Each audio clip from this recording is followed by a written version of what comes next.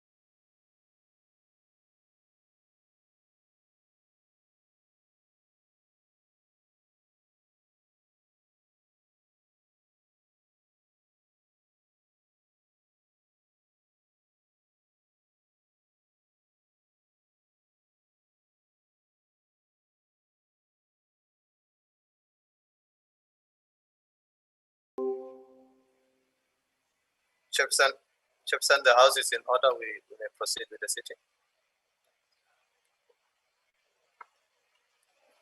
No, thank you very much. And greetings.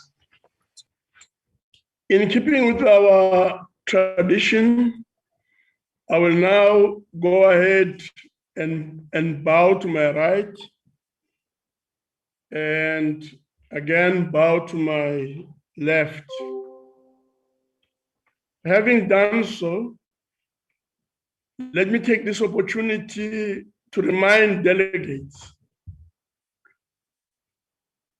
that we'll now move on to observe a moment of silence for prayer or meditation.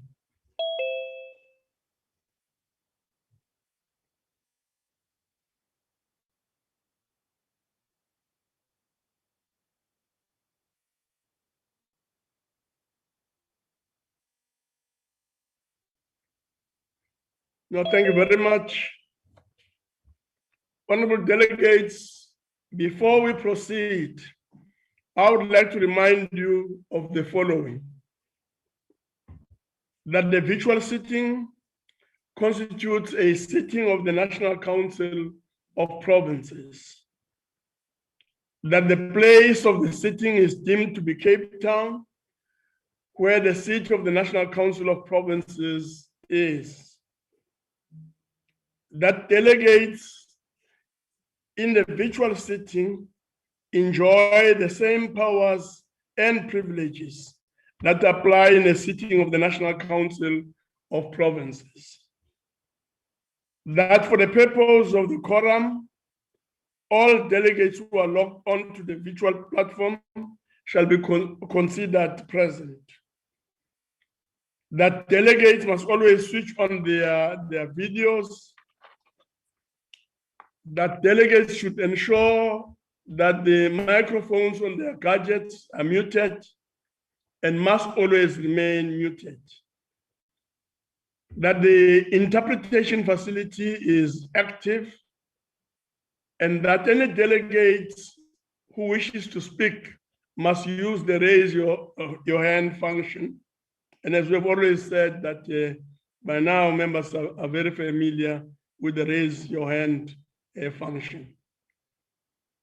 Honorable delegates, in accordance with the Council Rule 2471, there will be no notice of motion or motions without notice. Before we proceed to questions, I would like to take this opportunity to welcome the President of the Republic of South Africa to the House, as well as premiers and delegates present. Further, I would like to make the following remarks. The time for reply by the President to a question is 5 minutes. Only 4 supplementary questions are allowed per question. A member who has asked the initial question would be the first to be afforded the opportunity to ask a supplementary question. The time for asking supplementary question is 2 minutes. The time for reply to a supplementary question is 4 minutes. The supplementary question must emanate from the initial question. I now call on Honorable President to respond to question 1 asked by the Honorable A.J. Nyambi, and the response, as already been indicated, is 5 minutes. Honorable President.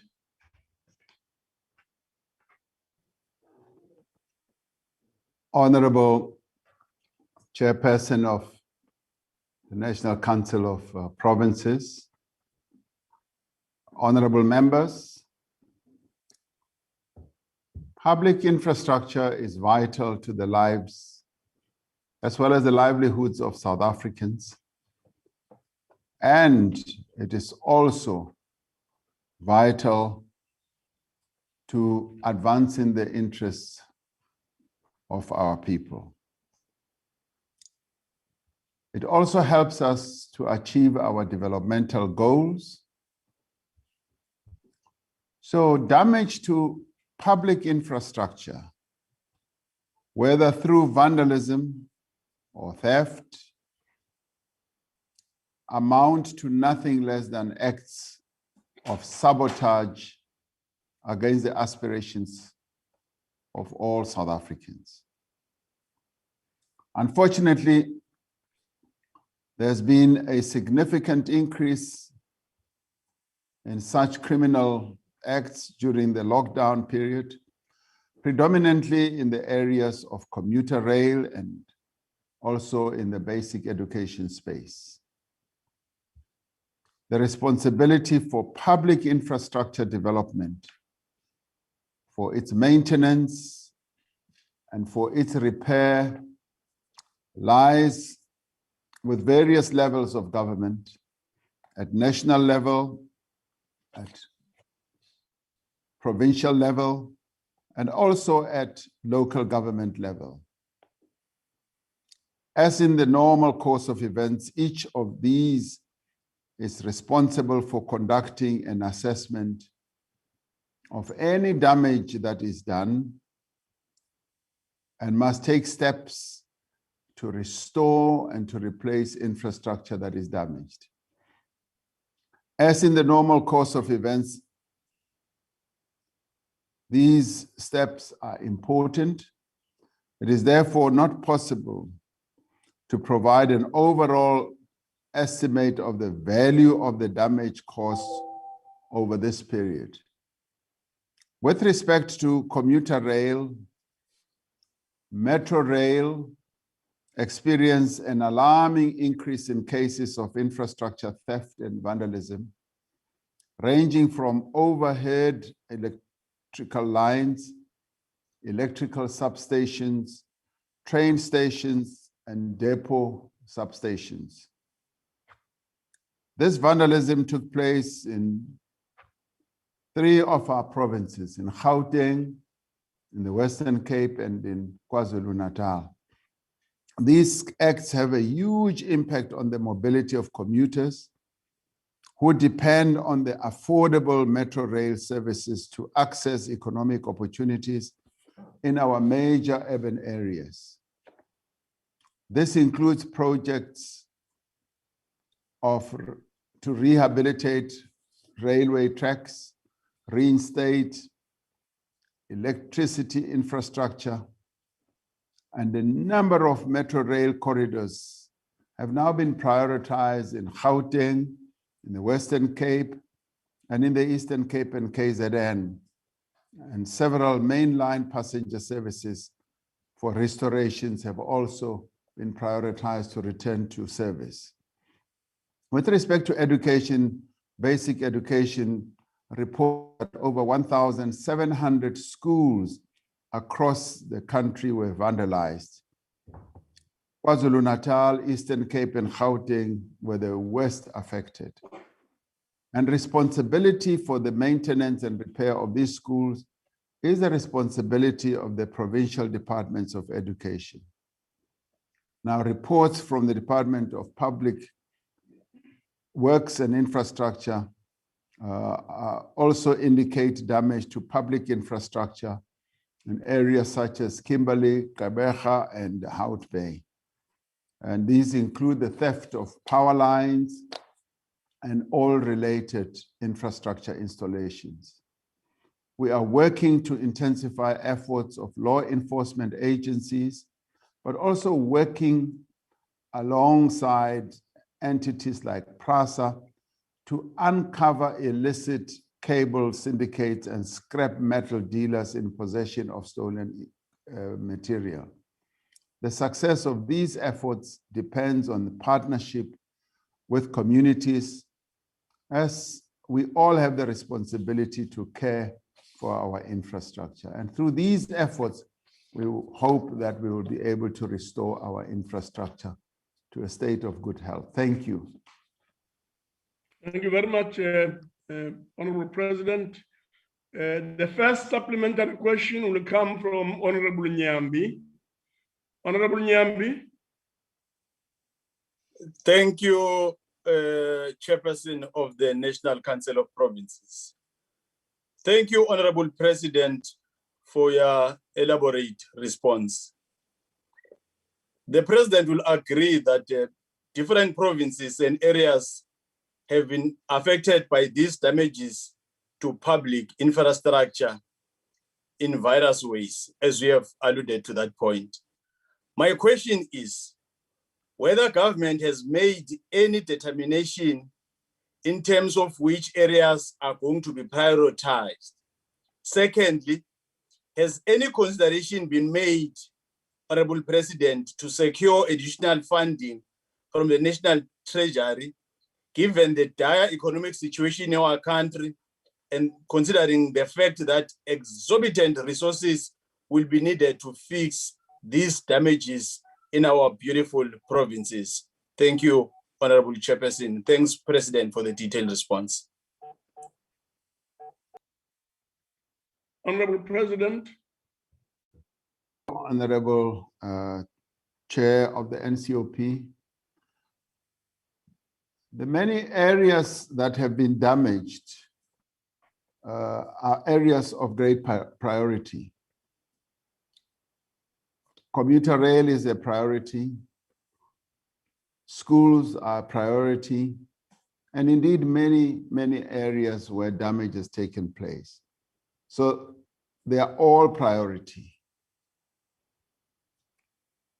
Of course, we're facing enormous challenges of a fiscal nature with regard to the availability of funding. That is why when people damage public infrastructure, they must realize that in the end, it is easy to damage, and to rebuild is much, much more expensive. And in fact, impossibly expensive. Because right now we do not have all the resources to rebuild the infrastructure. What we do have to do is to continue maintaining our public infrastructure, which has not been happening in a way that we would like to see. But damaged infrastructure is really a crime against the people of our country. Because when people get angry, when people get frustrated, there is just no reason why they should attack public infrastructure and prevent other people from either getting a service from that public infrastructure or improving their lives. From a fiscal point of view, it is forever becoming difficult and more difficult to fund the replacement of damaged infrastructure.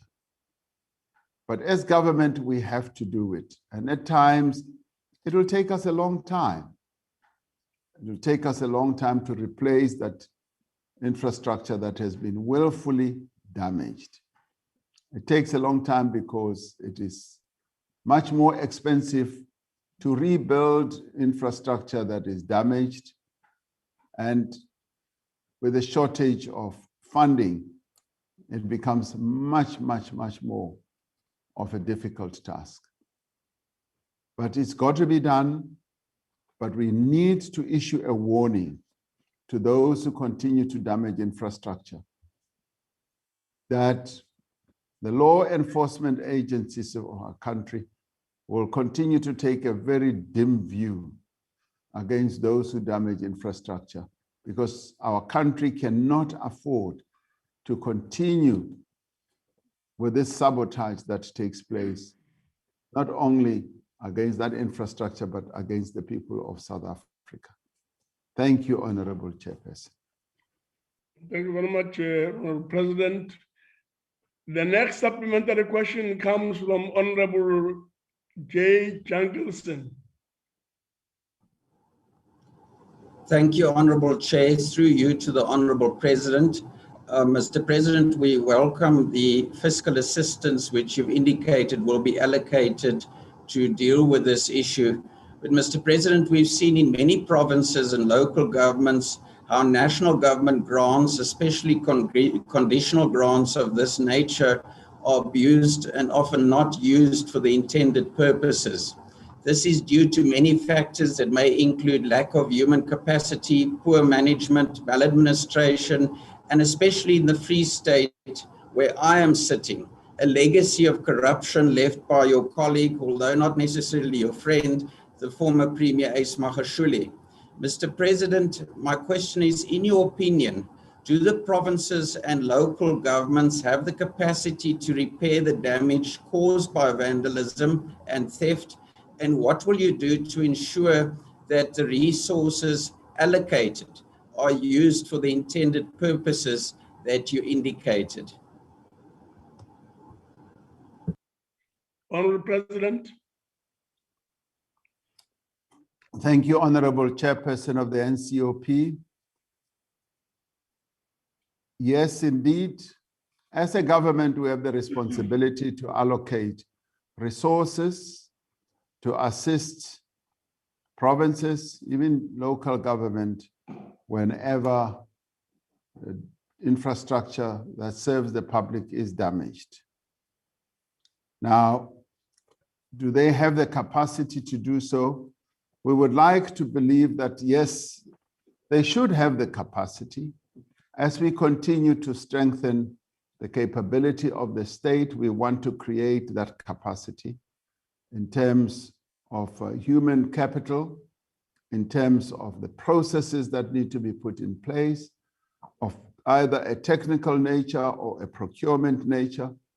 We would like local government and indeed provincial government to have that capacity, because it is that level of government that needs to serve the people closest to where our people live.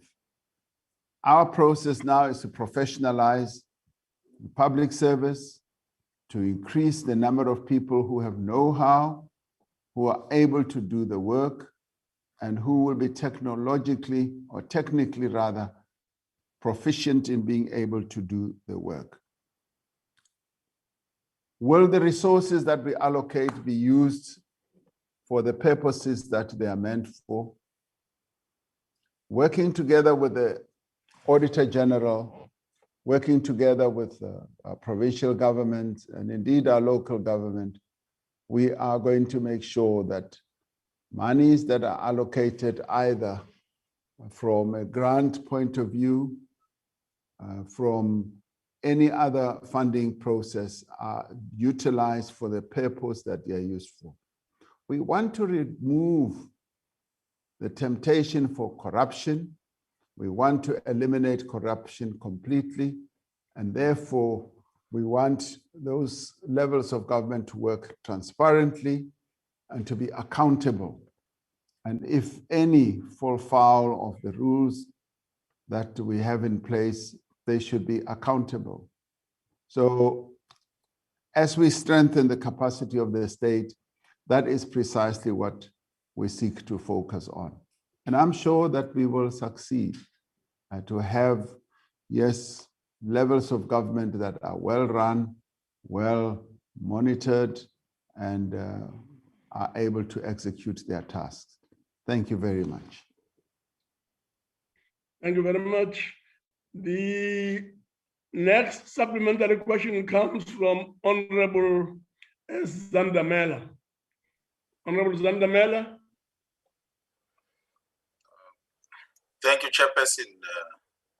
President, during the lockdown last year, almost 2,000 schools were vandalized across the country. And in addition, over an extended period of time, we had metro rail infrastructure vandalized to such an extent that the trains were no longer running anymore, depriving millions of people a cheaper means of public transport. Now, President, Have you, in your initial assessment, found that the destruction of public infrastructure was a calculated sabotage by those who benefited from state tenders? If so, have you been able to identify those who are responsible and bring them to book? Thank you, Chair. Honorable President. Honorable Chairperson, thank you very much. The answer to the first question is no, we have not been able to verify that those who destroyed public infrastructure are those who benefited from tenders that were issued during the period of COVID.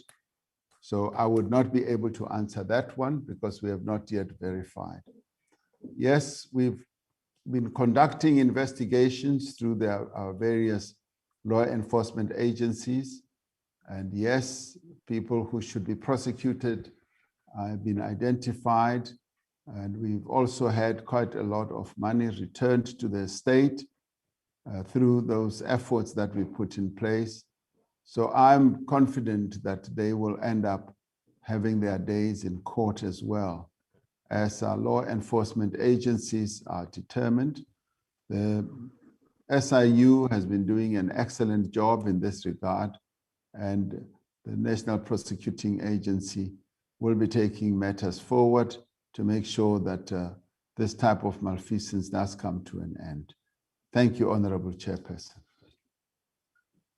Thank you very much. The last supplementary question is from Honorable Ngwezi. Honorable Ngwezi. Ngiyathokoza kakhulu Sihlalo Nyambosa, ngibingelele kumengameli wezwe uTata uRamaphosa. While undertaking a comprehensive audit of damage caused during to public infrastructure during the lockdown period is important, there is a significant infrastructure that has deteriorated with roads in municipalities such as Ugu, especially on Marine Drive, creating an extra service delivery burdens on the KZN provincial government.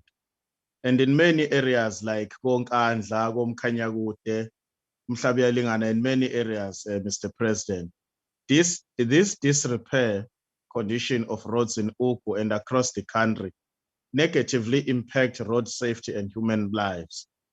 What strategies have been adopted at the national level to address the decay of public infrastructure, especially roads networks?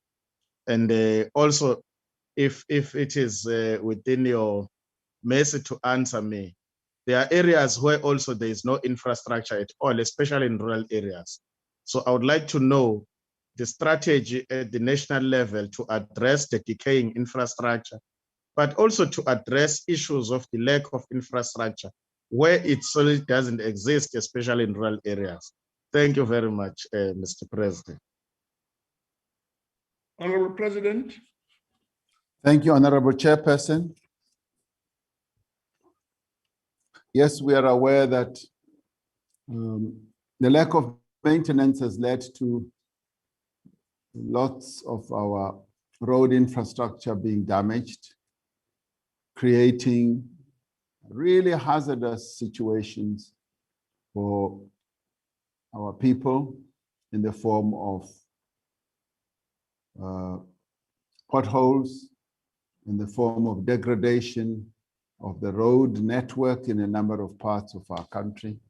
We keep hearing and seeing a lot of that degradation. It is something that concerns us. It really, truly concerns us, because we should not really be tolerating a situation like this.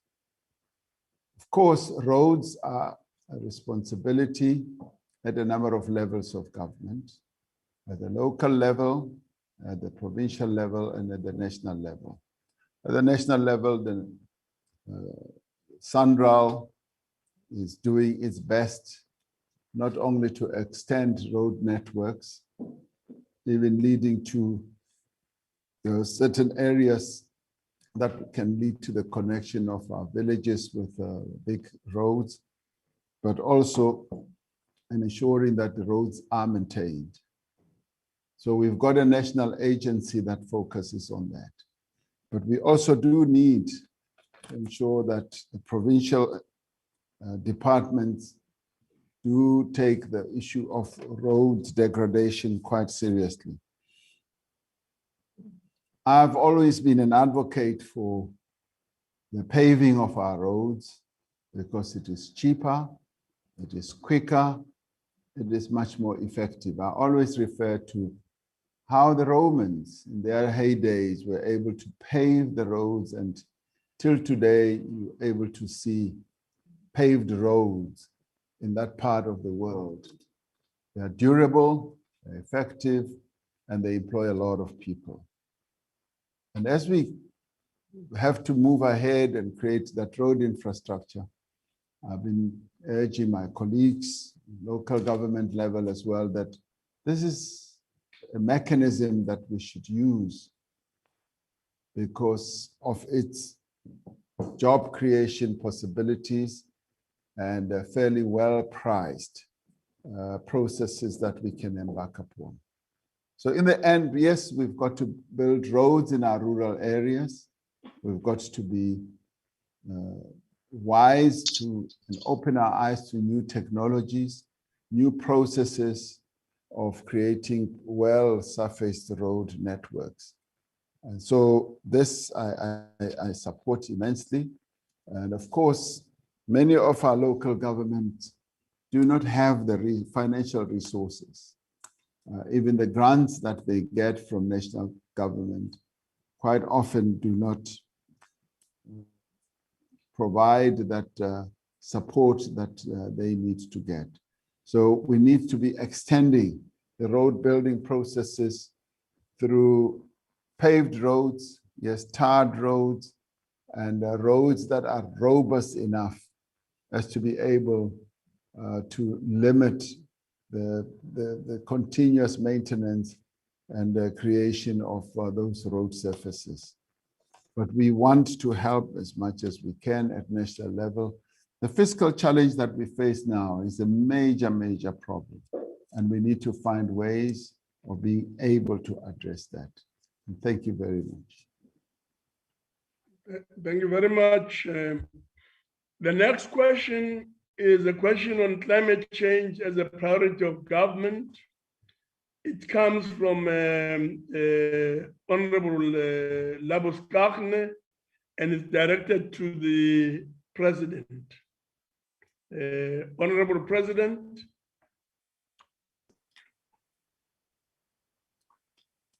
Honorable members, tackling climate change is a national priority. And that is how I would like all of us as South Africans to approach the issue of the specter of climate change.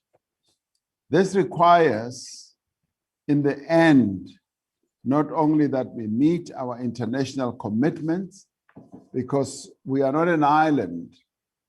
We are interconnected with other nations. We therefore have to act together in the international space to reduce greenhouse gas emissions, but also that we implement adaptation measures to protect individuals, communities, and our economy from the effects of climate change. If we do not act now, and if we do not act together as a global community, we will be increasingly vulnerable to adverse weather conditions as we see them occurring all the time. We will be subjected to water scarcity, which should not even come as a surprise to us as South Africans, because we are a water-challenged country. We will also see the displacement of populations and the biodiversity loss. At the same time, the country's response to climate change needs to be well managed to ensure that it does not negatively impact on the economy or exacerbate inequality, poverty, and unemployment. we must acknowledge that the transition to a low emission economy and climate change resilient society offers opportunities for a new development infrastructure, as well as from a job creation point of view. It is therefore important that we understand both the opportunities and the risks associated with climate change. It is for this reason that we established a presidential commission to identify a path towards low emissions economy and climate resilient society that is just and which promotes inclusive development as well as job creation. But it should also be an approach that leaves no one behind. The commission itself is constituted by members from various sectors of society, including business, civil society, labor, youth, research and institutes, and also from government. This signifies that we recognize the multidimensional nature of climate change and a just transition. This signifies that indeed we are serious about climate change in the way that we have conceptualized the structure. Cabinet members, particularly those from economic cluster ministries, actively participate in the Commission's work to ensure that there is political oversight over the work that we do. As part of our response to climate change, public consultations have been underway on the draft updated nationally determined contribution. This outlines the country's targets for the reduction of greenhouse gas emissions.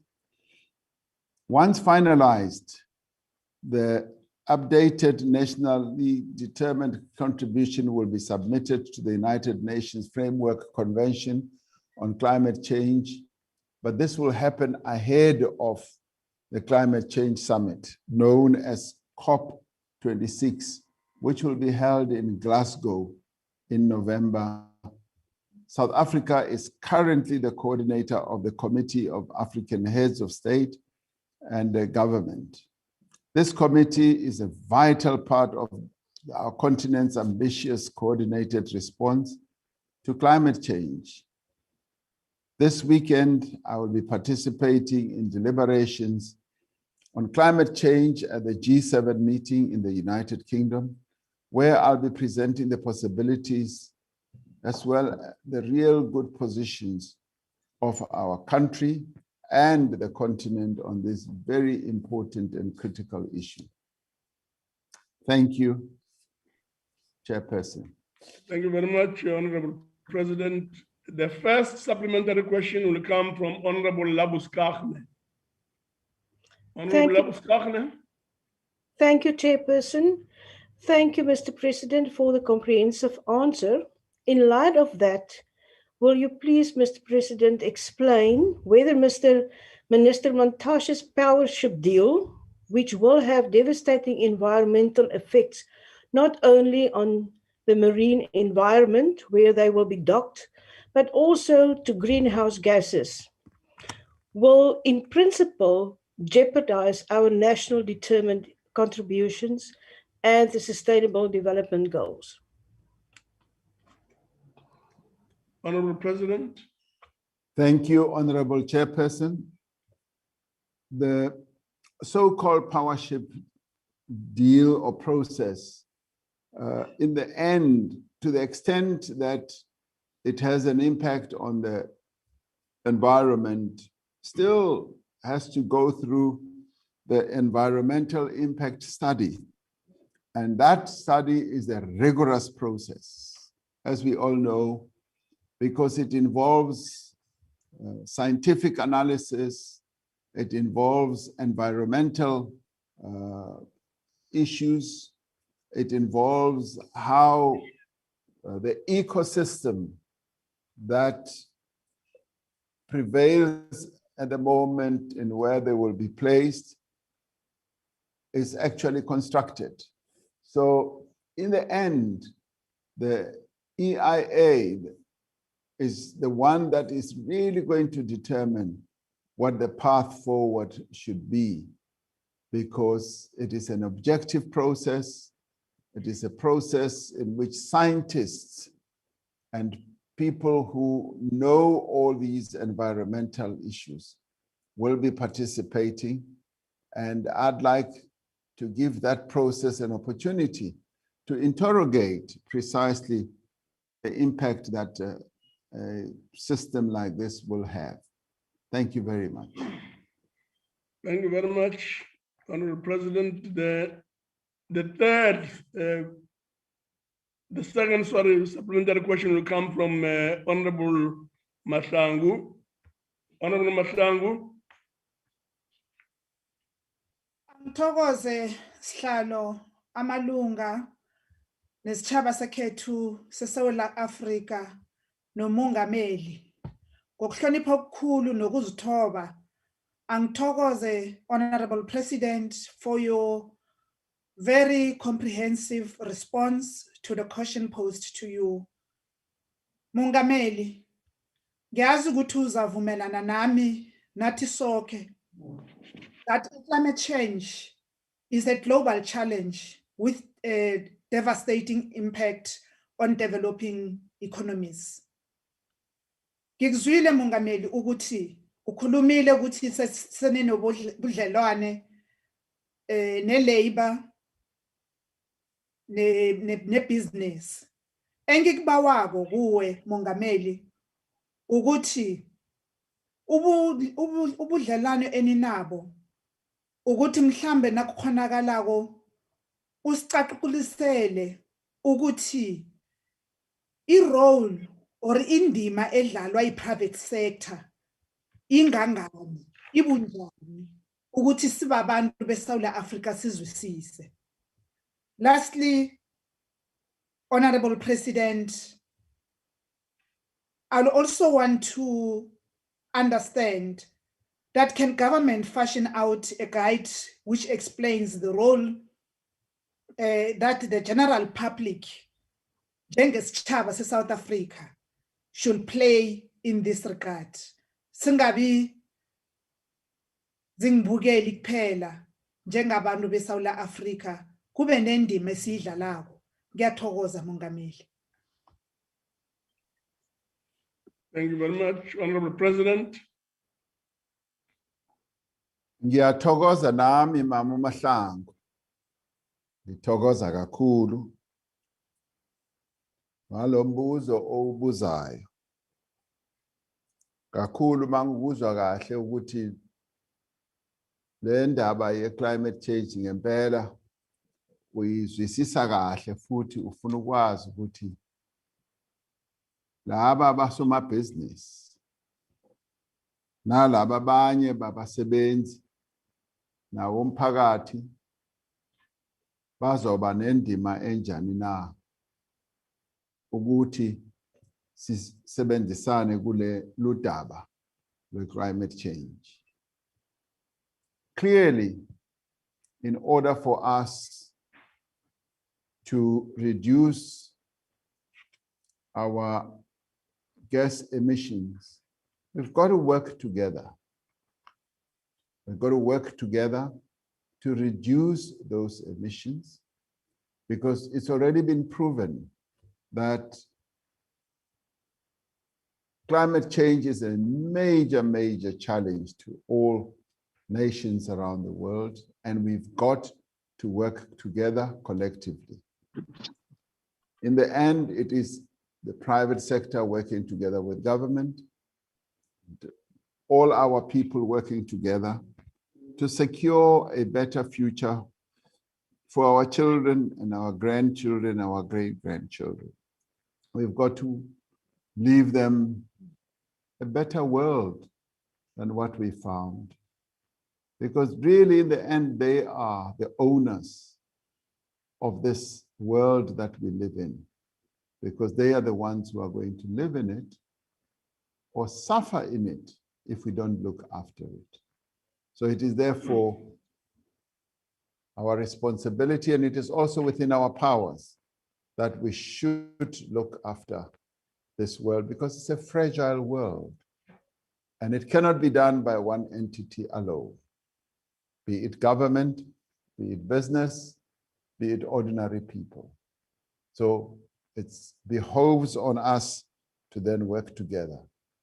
In our own country, by having created this commission, the Presidential Commission on Climate Change, we are hoping to mobilize our people through their various formations, non-governmental organizations, political formations, religious, and a whole lot of others, to address this issue of climate change. And the private sector must play its role by investing in green economy, giving our country, helping to give our country a just transition, so that as we migrate from where we are now into a greener future, there should be a just transition, because people matter.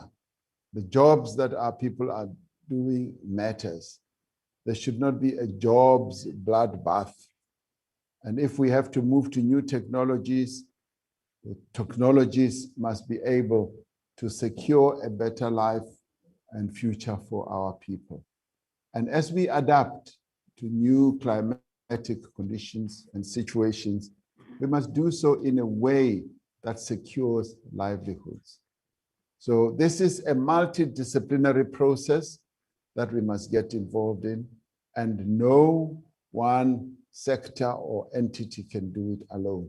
We have to be working together to ensure that the future that we have as an aspiration, as even set out in the SDGs and Agenda 2063 on our continent, is a future that we approach collectively, building consensus, collaborating, working together on an ongoing basis.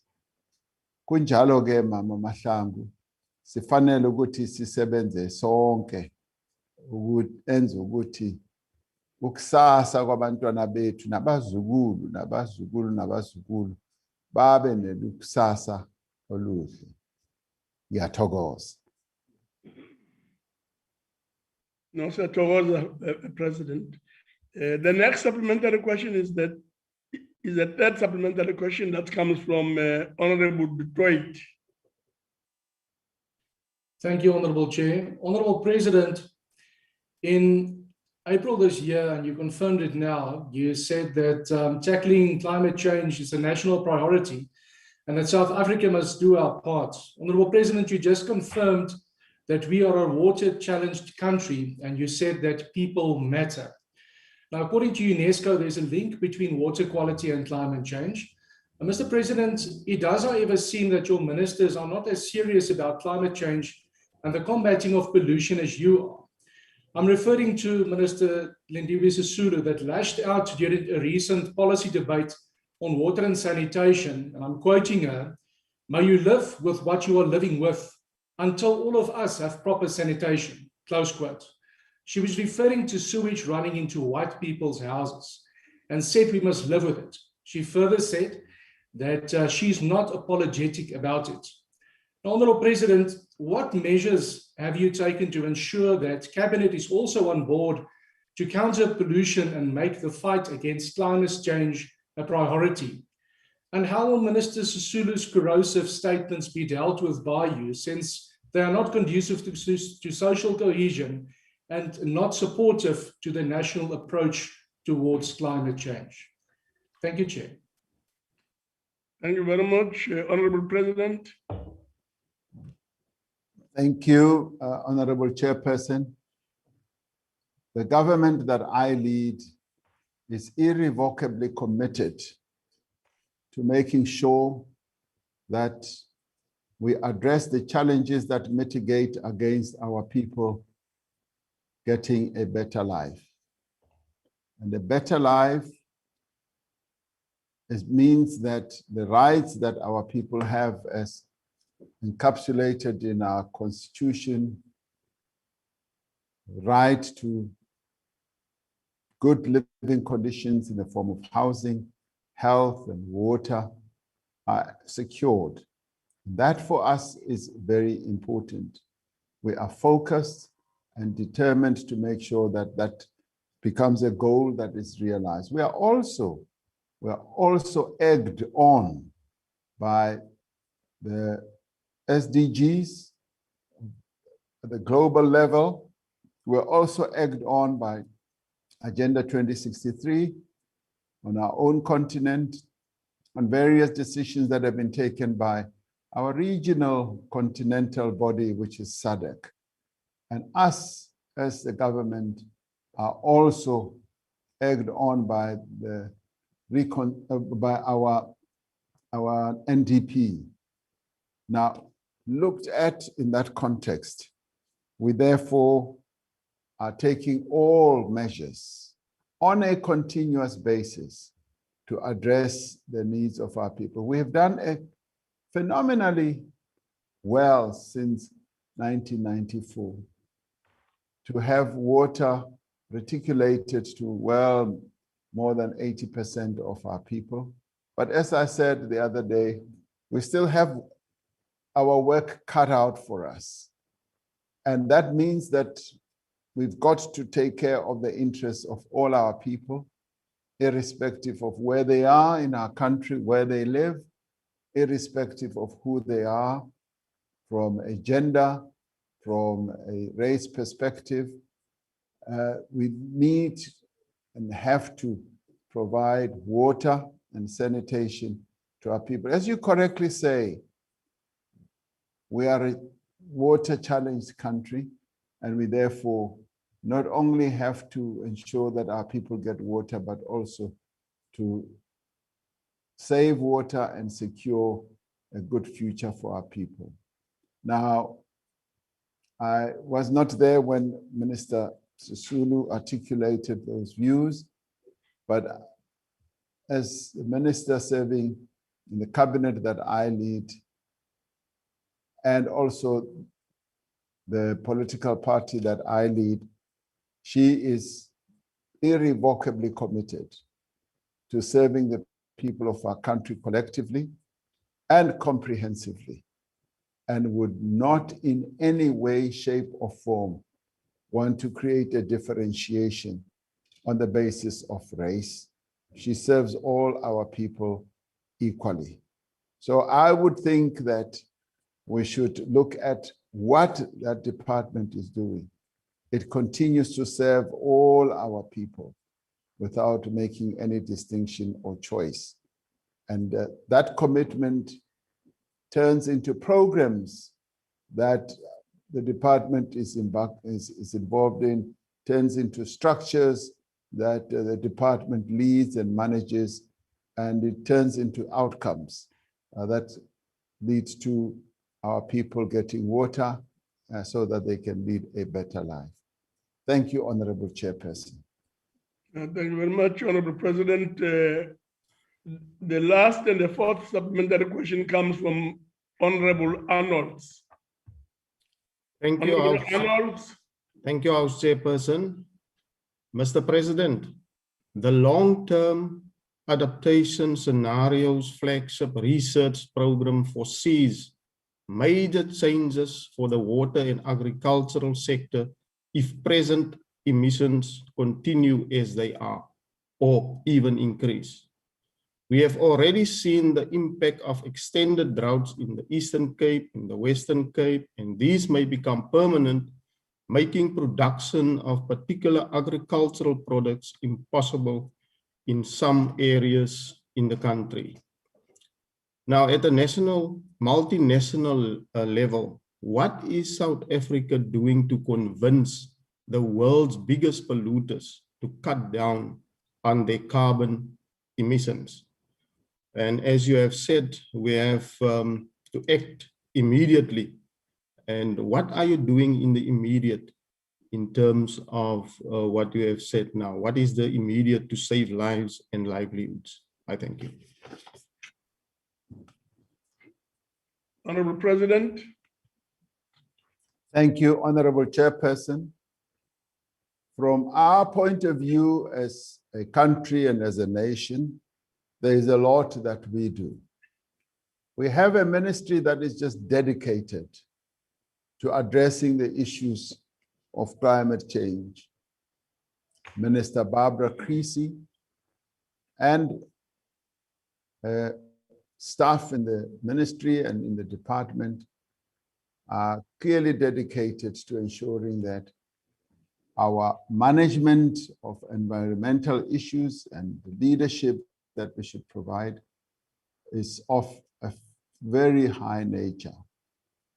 And in doing so, we interact with a number of specialized non-governmental organizations that work closely with us to develop clear positions of both a practical nature and an advocacy nature. I appointed a presidential commission, which I lead as chair and which has Vali Musa as deputy chair. And that commission is at work as we sit here now, developing clear positions on how we address this continuing challenge of climate change. So what do? We develop our own positions, which are very clear, and we do so in collaboration with various structures, and the commission helps us in that regard. Having done so, we then interact at the regional level. Our region in SADC has been subjected for many times and years to the adverse effects of climate change in the form of droughts, adverse heat, as well as the invasion of locusts and many others, which are a result of climate change, and droughts that have devastated a number of our agricultural subsectors of the economy. And we collaborate at that level. Beyond that, at the continental level, and develop clear positions of what we should be saying globally. I'm the coordinator on our continent for climate change matters and interact with various heads of state on our continent. We recently held a meeting where we were developing a clear position of how the continent can work together as we go to COP26 in Glasgow. And beyond that, we work with our private sector. We work with private sector. We push private sector to limit emissions. At the global level, we interact with various countries to limit their own emissions, but also to support us. Our continent is least responsible for the global emissions. We only do up to 2%, and yet we feel the devastation. And so therefore, we interact with them to get them to commit to fund us to go through the devastation that climate change is wreaking on our countries and on our economies. And in that way, we also help to mobilize our people so that we are all climate change conscious, so that we know as a people that climate change is a reality and we need to find ways of addressing it. It is some of those things that we do, both in practical terms and also in advocacy terms, and also in coming up with laws and regulations that are going to get the polluters to reduce their pollution activities, including taxation, to serve as a disincentive against those who pollute. Thank you, Honorable Chair. No, thank you very much, Honorable President. The next question is a question on implementation of the ERRP. And this question comes from Honorable Khai and is addressed to the Honorable President. Honorable President. Honorable Chairperson, and honorable members, the Economic Reconstruction and Recovery Plan is a necessary response to the severe economic impact of the coronavirus pandemic. The plan aims to ensure a swift and lasting economic recovery with measures to limit the immediate impact of the pandemic on vulnerable workers and households, and to revive economic growth in the short and medium term. Significant progress has been made since the announcement of the plan less than 8 months ago. The Infrastructure Fund has been established and its investment committee has been constituted. A total of 18 billion rand has been allocated to the Infrastructure Fund over the next 3 years for blended finance arrangements that will leverage private sector funding. To achieve greater energy security, a total of 1,200 megawatts of new generation capacity has now been connected to the grid from projects approved through bid window 4 of the Renewable Energy IPP program. A request for proposal has been issued for 2,600 megawatts of power from wind and solar PV projects through bid window 5. 11 preferred bidders have been approved as part of the Emergency Power Procurement Program, which will together deliver nearly 2,000 megawatts over the next 18 months. As I announced earlier this afternoon, Schedule 2 of the Electricity Regulation Act will soon be amended to increase the licensing threshold for embedded generation projects from 1 megawatt to 100 megawatts. The presidential employment stimulus has supported close to 700,000 opportunities across a range of programs through the creation of new work opportunities, the projection of existing jobs in vulnerable sectors, and support for livelihoods. Now, what we've also done is to come up, as I've said in State of the Nation address on 2 occasions, we've also come up with sector master plans. And they are currently in implementation in the automotive, sugar, poultry, and clothing, textile, and footwear and leather sectors. This approach, which relies on close collaboration with stakeholders to develop a tailored action plan for high growth sectors, is already demonstrating really good results. According to data released by the South African Revenue Service, South Africa experienced a cumulative trade surplus of close on to 150 billion rand for the first 4 months of this year. Now, this reflects a massive increase in exports to the rest of the world, driven largely by this unique strategic value of our mineral resources. Now, funding for measures contained in the ERRP is included in the budgets of all national departments for their areas of responsibility, ensuring that the plan is mainstreamed in the work of government. Through the effective implementation of the plan, as well as the structural reforms that are part of the Operation Vulindlela, we are reviving our economy and placing our country on a new growth trajectory. The success of the recovery plan is based on a strong partnership with business, with labor, and other social partners as a whole of society effort to promote our economic recovery. Thank you, Honorable Chairperson. No, thank you very much, Honorable President. The first supplementary question comes from Honorable Khai. Honorable Khai. Thank you very much, Honorable Chairperson. Greetings to His Excellency, the President. Thank you very much, Honorable President, for the the progress that we've achieved in the past 8 months on the implementation of the ERRP. Currently, Honorable President, we're going through power supply challenges. To what extent are these challenges going to have on the priority areas, the project that you have articulated that are in the ERRP, as well as the master plans?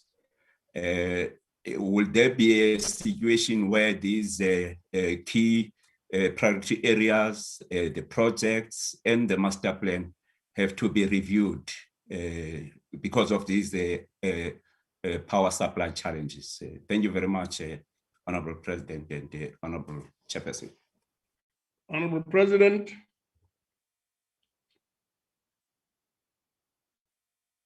And Honorable Khai, thank you for that question. Now, clearly, we are going through enormous challenges when it comes to energy in our country. And a number of countries in the world have from time to time also gone through challenges in relation to their energy generation and reticulation. And we have been going through such for quite a while. And today, I think we made an announcement that can be seen as a game changer, where we've been able to open a great window of opportunity that will enable us to have more power generated as our ESCOM recovers from the degradation that is been going through. And armed with both ESCOM's recovery as well as the generation of power by a number of producers, we will be able to reach a level where we have sufficient energy to power our economy going forward. So will our challenges now have an impact on our priorities? The challenges would have an impact if we did not come up with a plan of how to address the power generation challenges. Now, with the initiatives that we've announced today, I believe that we should be able to forestall the negative impact that our energy challenges would have had if we had not taken the action. So if anything, it will just be a very small blip, because we expect that energy generation will improve as ESCOM is improving itself, but it will also be balanced by more generation. Already we can see the impact of our renewable energy generation as it continues to kick in. And we could have been in a much worse situation if we had not taken the initiatives that we're taking. And we should be able to be either on even keel or a lot better with the initiatives that we're taking. So I don't believe that our priority areas will be so negatively affected, if at all. Thank you, Honorable Chairperson. Thank you very much, Honorable President. The next supplementary question comes from Honorable T. Apleni. Honorable Apleni. Nakensa Chairperson, I'm going to take that question on behalf of Honorable Apleni. Okay, please proceed. Do you foresee any role for state-owned companies in your so-called economic and restructuring plan? If so, how do you expect SOEs to play such a role if you have allowed them to be systematically run down over the past few years? If you see SOEs as important, why have you not fired the underperforming and the outdated Minister of Public Enterprise, who has overseen the destruction of SOEs. Thank you, Chair. Thank you very much, Honorable President. Thank you, Honorable Chairperson. Do I foresee a role for state-owned enterprises in the economic recovery and reconstruction plan? Anyone who has studied that plan carefully will see that the role of state-owned enterprises is addressed in that plan. We foresee state-owned enterprises being revived, being rebuilt, being strengthened, so that they can play a key role. We could never, even if we wanted to, wish our state-owned enterprises away. And in fact, the new approach and trend in the world confirms the role that state-owned enterprises should play in the economies of our countries, because they play a critical role for the provision of services. They play a big role in ensuring that the state is able to give direction and to give meaning to economic development. As it is now, we are a country that has a mixed economy trajectory. So the role of state-owned enterprises is confirmed, it is present, and will not be diluted. All we have to do is to address the challenges that our state-owned enterprises are having. As we are doing, we are restoring, doing everything we can to restore the standing, the functioning, and the role of our state-owned enterprises in our economy. Now, Minister Pravin Gordhan, who is the Minister of Public Enterprises, continues day and night to do his work with a great deal of diligence and continues to show up our state-owned enterprises. And he is the engine of ensuring that we are able to, in the future, have a cohesive state enterprise portfolio of companies that will serve the interests of South Africans. So that work continues. And as you will hear in the coming days or so, you will hear the type of work that is being done to take our state-owned enterprises forward. Thank you very much, Honorable Chairperson. Thank you very much, Honorable President. The third supplementary question comes from Honorable Ngwezi. Honorable Ngwezi. Thank you very much, Chairperson of the NCOP. Mr. President, when you initially announced COVID relief packages that included the temporary employee or employer relief scheme, you vowed to South Africans that you would ensure a crackdown on corruption and mismanagement of relief funds. Acknowledging again in July 2020 that open quote, there must be no scope for corruption, more so than at any other time, corruption put lives at risk, close quotes. However, Minister Mkhize of Health is alleged to have been involved in corruption of unethically awarding COVID-19 related contracts to his associates under your watch. Further, Employment and Labor Minister Thulas Nxesi recently inappropriate payments of funds from TERS. Now, considering the above incidents, government interventions continue to be plagued by corruption, and in the process, businesses are suffering and further incapacitated. Now, I would like to know whether is your government, Mr. President, going to suspend levies and fees payable by businesses to enable their economic recovery that is not dependent on corruption-infested government-led interventions. Thank you, Mr. President, and Chairperson of the NCOP. Honorable President.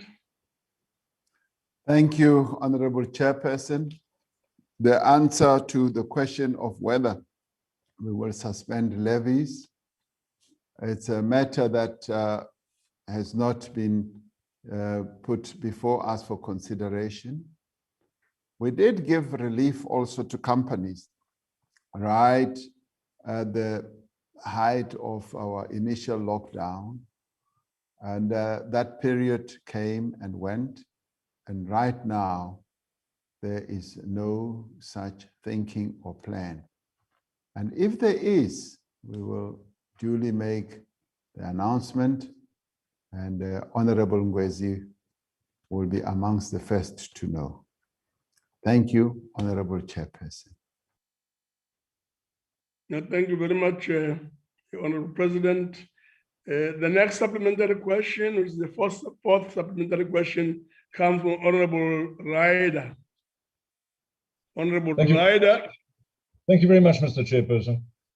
Mr. President, your commitments to the country during the State of the Nation address and also during the address on the Economic Reconstruction and Recovery Plan do not appear to have made it into the appropriation bill that is currently before this House.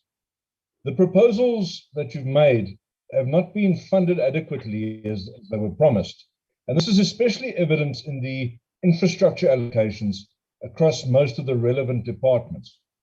So the infrastructure fund that you mentioned in your response seems to be a repackaging of existing allocations and shifting some existing infrastructure appropriations into different projects. Mr. President, many people, myself included, are wondering what is derailing us. We are wondering if it's Treasury that is reluctant to give effect to your vision. We are wondering if it's your ministers or their departments that are trying to undermine you. We're even wondering if it's the even obvious fact that the SOEs are sucking every available cent from the community where those cents should be spent. Which one is it, Mr. President, or is it all of the above? Honorable President. Thank you, Honorable Chairperson. I should say that it seems like the Honorable Member Riley is reading scripts that are not in front of me. We did say that because of our fiscal challenges and the various constraints that we have, Treasury, our budget rather, has to be so prioritized as to be able to find a way in which we can fund a number of projects on an ongoing basis. To the extent that some have not been funded right now, we know that the MTBPS statement will be able to close that loophole, because projects, as you know, get funding on an ongoing basis, and it is a matter of the timing of all those projects coming into fruition. There's no question of being sabotaged.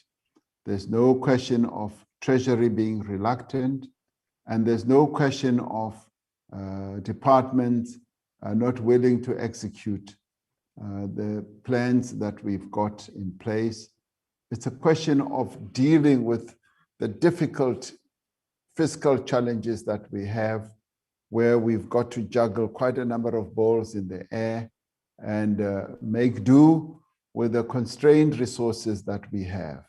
And that is what it is. And so far, Treasury has done an excellent job, much as there may well be dissatisfaction in a number of areas about the cuts that have been put in place. And there have been done so that we are able to meet other priorities. So many of the areas that are impact on our people's lives are priorities, very important priorities that need to be properly addressed. And with the shortage of the resources we have, Treasury has had to do that balancing act, and the departments have had to shift and move things around, but all the time keeping our eye on advancing the interests of the people of the country. Thank you, Honorable Chairperson. Thank you very much, Honorable President. We'll now move on to the next question, which is question 4.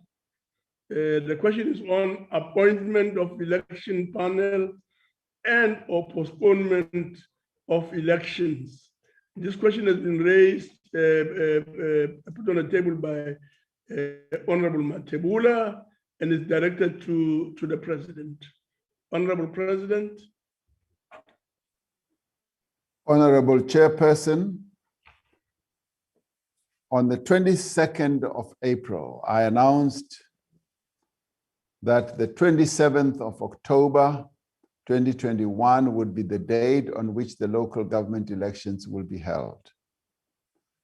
The announcement does not constitute a proclamation as contemplated in the Local Government Municipal Electoral Act.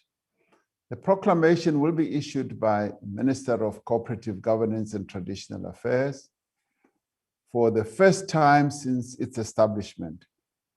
The Independent Electoral Commission is faced with the prospect of conducting elections in the midst of a global pandemic. They have never had to conduct elections during a testing and challenging period like this. Now, concerns have been expressed by some political parties represented on the Party Liaison Committee that the forthcoming elections may not be fair and free given the impact of COVID-19 and the measures taken to curb the continued spread of the pandemic. Now, cognizant of its obligations to ensure that the elections are free and fair, the IEC has commissioned Justice Dikgang Moseneke to lead the inquiry into ensuring free and fair local elections during COVID-19. The inquiry is expected to do 3 things. Firstly, inquire into the conditions for free and fair elections. Secondly, come up with findings following the inquiry. And thirdly, issue a report in which recommendations are set out concerning the likelihood that the IEC would be able to ensure that the forthcoming government elections will be free and fair. It has also been asked to indicate additional measures that the IEC may be required to implement in order to realize free and fair elections within the context of COVID-19. Now, any possible postponement of elections is a matter on which the IEC will have to make a recommendation or determination in terms of provisions of the Constitution and applicable legal prescripts. The Moseneke inquiry is about inquiring into and providing a report on the conditions for free and fair elections so as to enable the IEC to fully consider the matter. Now, as there is no determination of a postponement at this stage, no other date has been considered as election date other than the 27th of October, 2021. Honorable Chairperson, I thank you. Thank you very much, Honorable President. The first supplementary question comes from Honorable B.T. Matebula. Honorable Matebula. Na khensa mutshamaxitulu. Murhangeri wa tiko, mi byeriwe hi ku vuyelela leswaku holding election in a climate of fear and mortal danger to people will not provide for a condition where those elections can be rendered free and fair. This has a material impact on political parties and on people themselves who are tired of the dysfunctionality of their municipalities. We are in a third wave of the pandemic now, which will likely last until August. In what way do you think the election will be fair and not expose ordinary South Africans to the risks of contracting the virus at the polls? Chair. Thank you very much, Honorable President.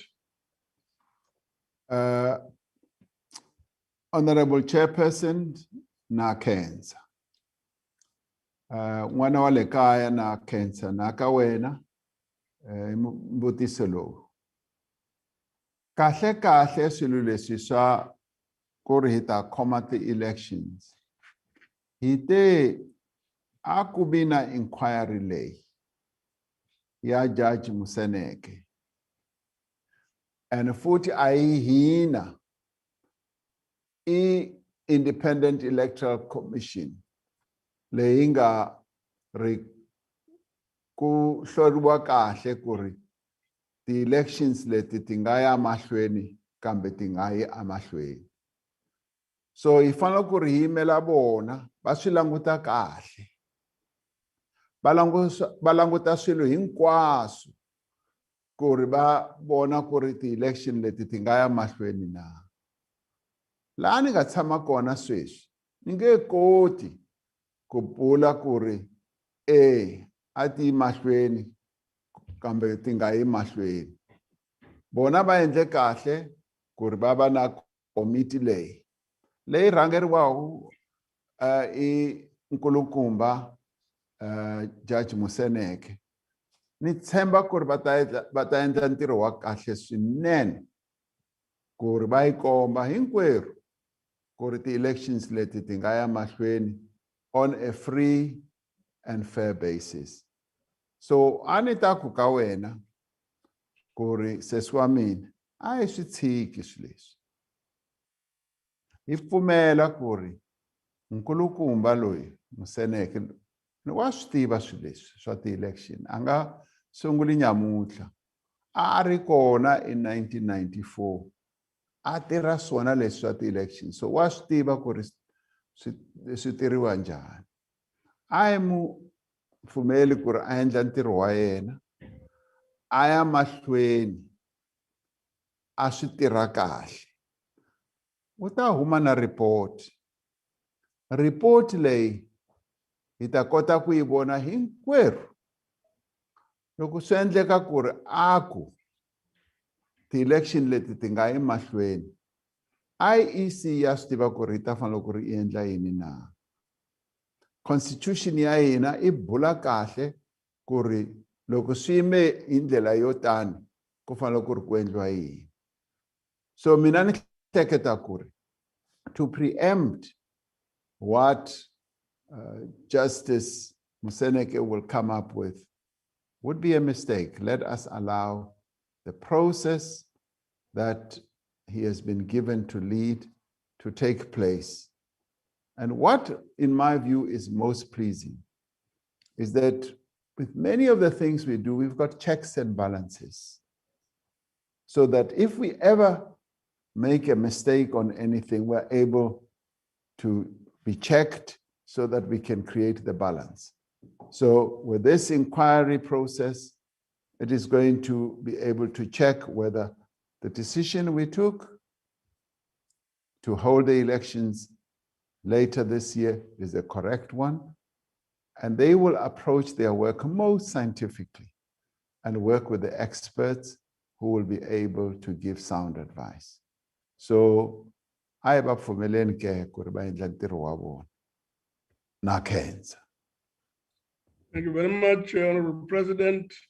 The second supplementary question will come from Honorable Tim Protestant.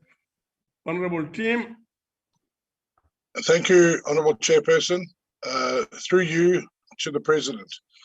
Mr. President, there is no doubt that South Africa is going through a third wave of infections, but you will know that the infection rate is nowhere near the second wave, where it reached as high as 33%.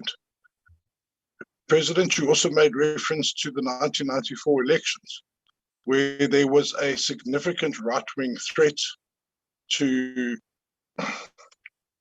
create terrorist attacks on election day. Certainly a very, very unsafe environment. But however, South Africa pushed forward and we got through those elections.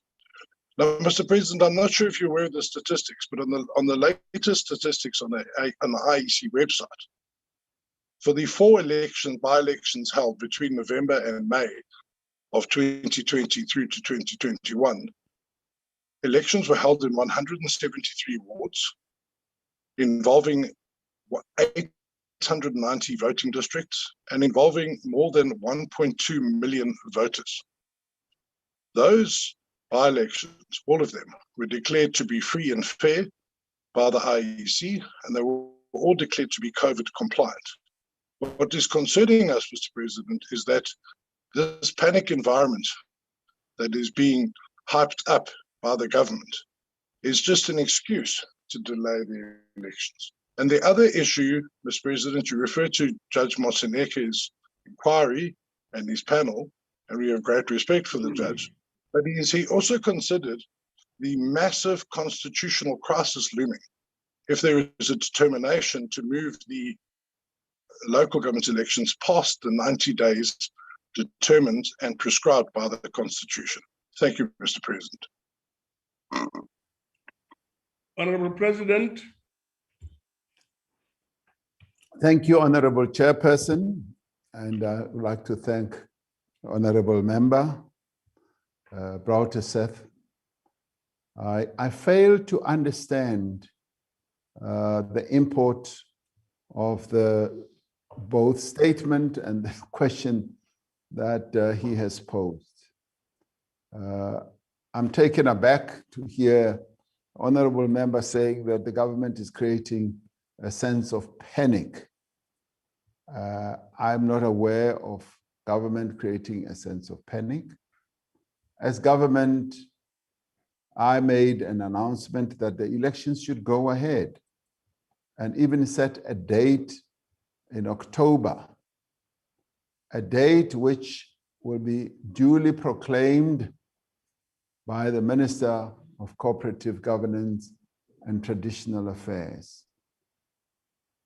I need to be told in what way we're therefore creating a panic. If anything, we are dealing with the matter as carefully as we possibly can, because we continue to manage the COVID-19 pandemic, and we continue to watch the incidence of infections. And where we get concerned about the rising infections, we inform the nation. And in that regard, we've tended to be as transparent as we possibly can. But then again, Honorable Chairperson, we have an institution called the Independent, underline, the Independent Electoral Commission, which commission said to us that we do need, in terms of the legal framework, to have, in order to comply with our constitutional prescripts, to have it declared that the elections will go ahead. But out of great caution, the IEC has said we would like to establish an inquiry which will be led by a highly reputable individual in the body politic of our country to determine whether the elections can be held or can be considered, or the holding of elections can be considered to be free and fair, even in these conditions. Now, I don't know to what extent we're creating a panic, or the IEC is creating a panic. The IEC has to be very cautious and careful as well, because they manage the elections and arrange the elections independently. Now, as to the judge who the honorable member says he respects highly, I don't know how we're able to bring the judge into this, and even suggest that, is the judge aware of the prescripts of our constitution that he could be creating a constitutional crisis? I'm not so sure where that comes from and where that belongs. All I would want to say to the honorable member is that let us trust the process. Let us trust the prescripts of our constitution. If nothing else, the constitution is the shock absorber that helps to balance whatever turbulence there might be. And let us trust the IEC to be able to manage this process properly without any undue interference in what they have to do.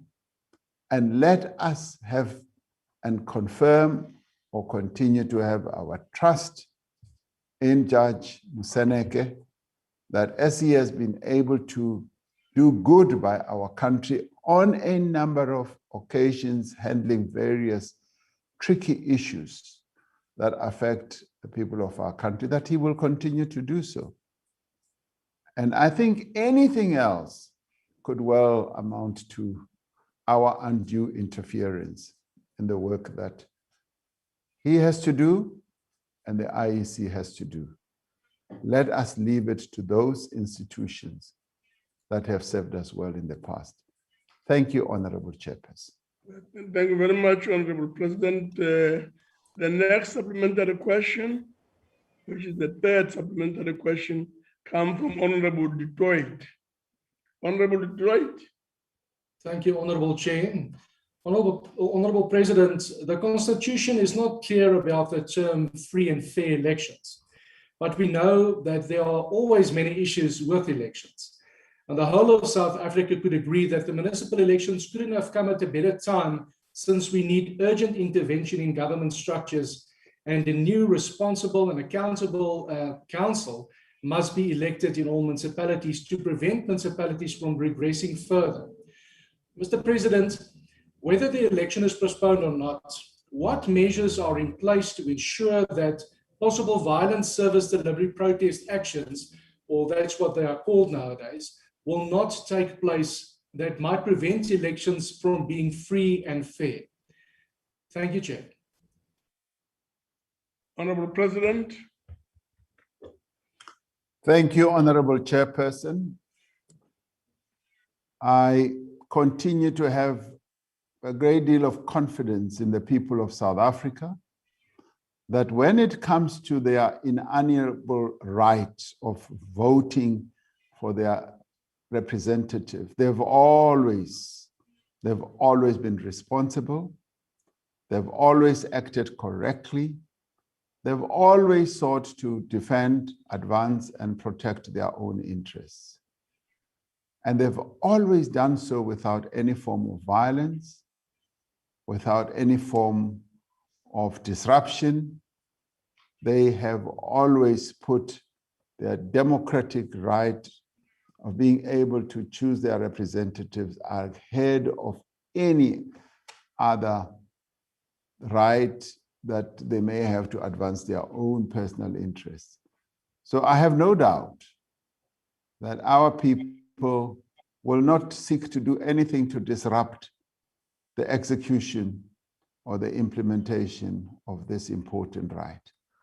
Our people will always seek to act correctly when it comes to this issue. Of course, because our people are affected by a whole number of issues, including service delivery lapses, service delivery mishaps. They will always seek to express themselves in one shape or form. And I'm on record as saying that our people, yes, must express themselves in whatever way they want, but they do not have a right to embark on violence. They do not have a right to try and restrict the rights of other people, and they do not have a right to damage willfully the public property of the people of South Africa. And within those constraints and boundaries, and they don't have a right to embark on illegal acts during any form of protest, of demonstrating their displeasure in anything. Nobody has the right or even a monopoly on acting in a way that restricts the rights of anyone else. And so therefore, I would not expect them to act in a way, if they have to act on the issue of elections, in a way that will either lead to violence, to disruption, and so forth. South Africans inherently are peaceful people. And where they have expressed themselves in ways that could lead to undesirable acts like that, it's either they've been expressing their deep unhappiness, but I will insist that they must not and should not exercise and demonstrate their protest in a violent manner. That should not be allowed. Thank you, Honorable Chair. Honorable President, we'll then proceed to the fourth supplementary question from Honorable N. Ndongeni. Honorable Ndongeni. Inkosi Sihlalo yowiso yendlu wamaphondo. Mongameli obelekekileyo, ndiyabulisa emva kwemini. Mongameli, athini amalungiselelo nezicwangciso-nkqubo eziqulunqiweyo ngurhulumente nakwesiphi na isigqibo esithathiweyo kulonyulo lomasipala ukuqinisekisa ukuba iinkonzo ezikwizinga eliphezulu, ukutshintsha ubomi babantu abangathathi ntweni kuyaqhubekeka, ukwenzela ukuba bangaphinde bazifumane bekule ngxaki ebebezifumene bekuyo ngexesha ilizwe beligutyungelwe yintsholongwane ye-COVID. Ndiyabulela, Mongameli. Ndiyabulela, Chairperson. Honorable President. Thank you, Honorable Chairperson. Ndiyabulela, Mama. Xa sifika kuba khona ama-elections sithi, lawo ma-elections masenze sure ukuthi azawuqhutshwa ngendlela efanele, ngendlela esifanele ukuthi sisebenze ngayo ngaphansi kwemithetho esiyibekileyo ye-COVID-19. Sibeke imithetho ukuthi ngale sisimo esikuso ngoku asenze sure ukuthi silandele yonke leyo mithetho, ukuthi abantu ngawo wonke amaxesha babe nendlela yokuthi bawashe izandla zabo, bangasondeli kakhulu duze nabanye abantu, kube naleyo distance ehlala efanele ukuthi ibe khona. Xa usendaweni ethize wenze sure ukuthi anikho baninzi endaweni ethize noma endaweni la nihlangana khona. Senza lokhu ngoba sesiyazi ukuthi i-COVID ithanda lento yokuthi abantu babe bedibene bebaninzi. I-COVID futhi ispreadwa nje ngomlomo nangempumlo. That's why sithi abantu mabahlale befake i-masks zabo. So xa siya ke kuma-elections, we need to observe the regulations so that we can rather hold the elections in a proper manner. I'm convinced that if we were to do that, we should be able to do so.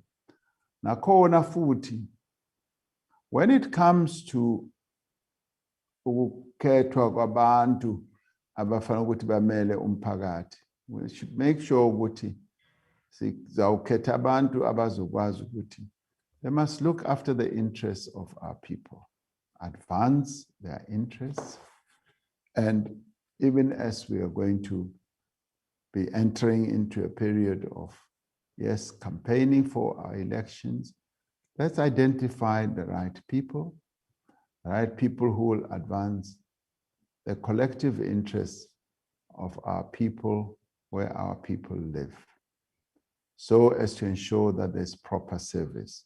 So we need to hold the elections properly. We also need to identify the right people so that we have the best outcomes that are going to advance the interests of our people. Thank you, Honorable Chairperson. Thank you very much, Honorable President. We will proceed to question 5. This question is on upsurge of violent conflicts in Africa. It is from Honorable Shaikh and is directed to the President of the Republic. Honorable President. Honorable Chairperson, honorable members, South Africa is working within the established systems and protocols of the Southern African Development Community to address the destabilization of the Cabo Delgado province and to establish political stability in Mozambique. The SADC Double Troika Technical Assessment Mission, which had been deployed to the area in April 2021, proposed, amongst other things, the deployment of a SADC standby force in support of the Mozambican Armed Defense Force to combat the threat of terrorism and acts of extreme violence. An extraordinary SADC Organ Troika Summit, which took place on the 27th of May 2021 in Maputo, agreed to convene an extraordinary SADC summit on the 23rd of June to reach an agreement on the appropriate regional response in support of Mozambique. Now, the summit noted progress towards the establishment and operationalization of the SADC Humanitarian and Emergency Operations Center, which will enhance regional capabilities in risk and disaster management. Now, the Republic of Mozambique has committed to host the center. The SADC Organ Troika, in keeping with its principle of peaceful resolution, remains seized with finding a lasting solution to the conflict to ensure that Mozambique is stable, peaceful, and able to develop its economy. Honorable Chairperson, I thank you.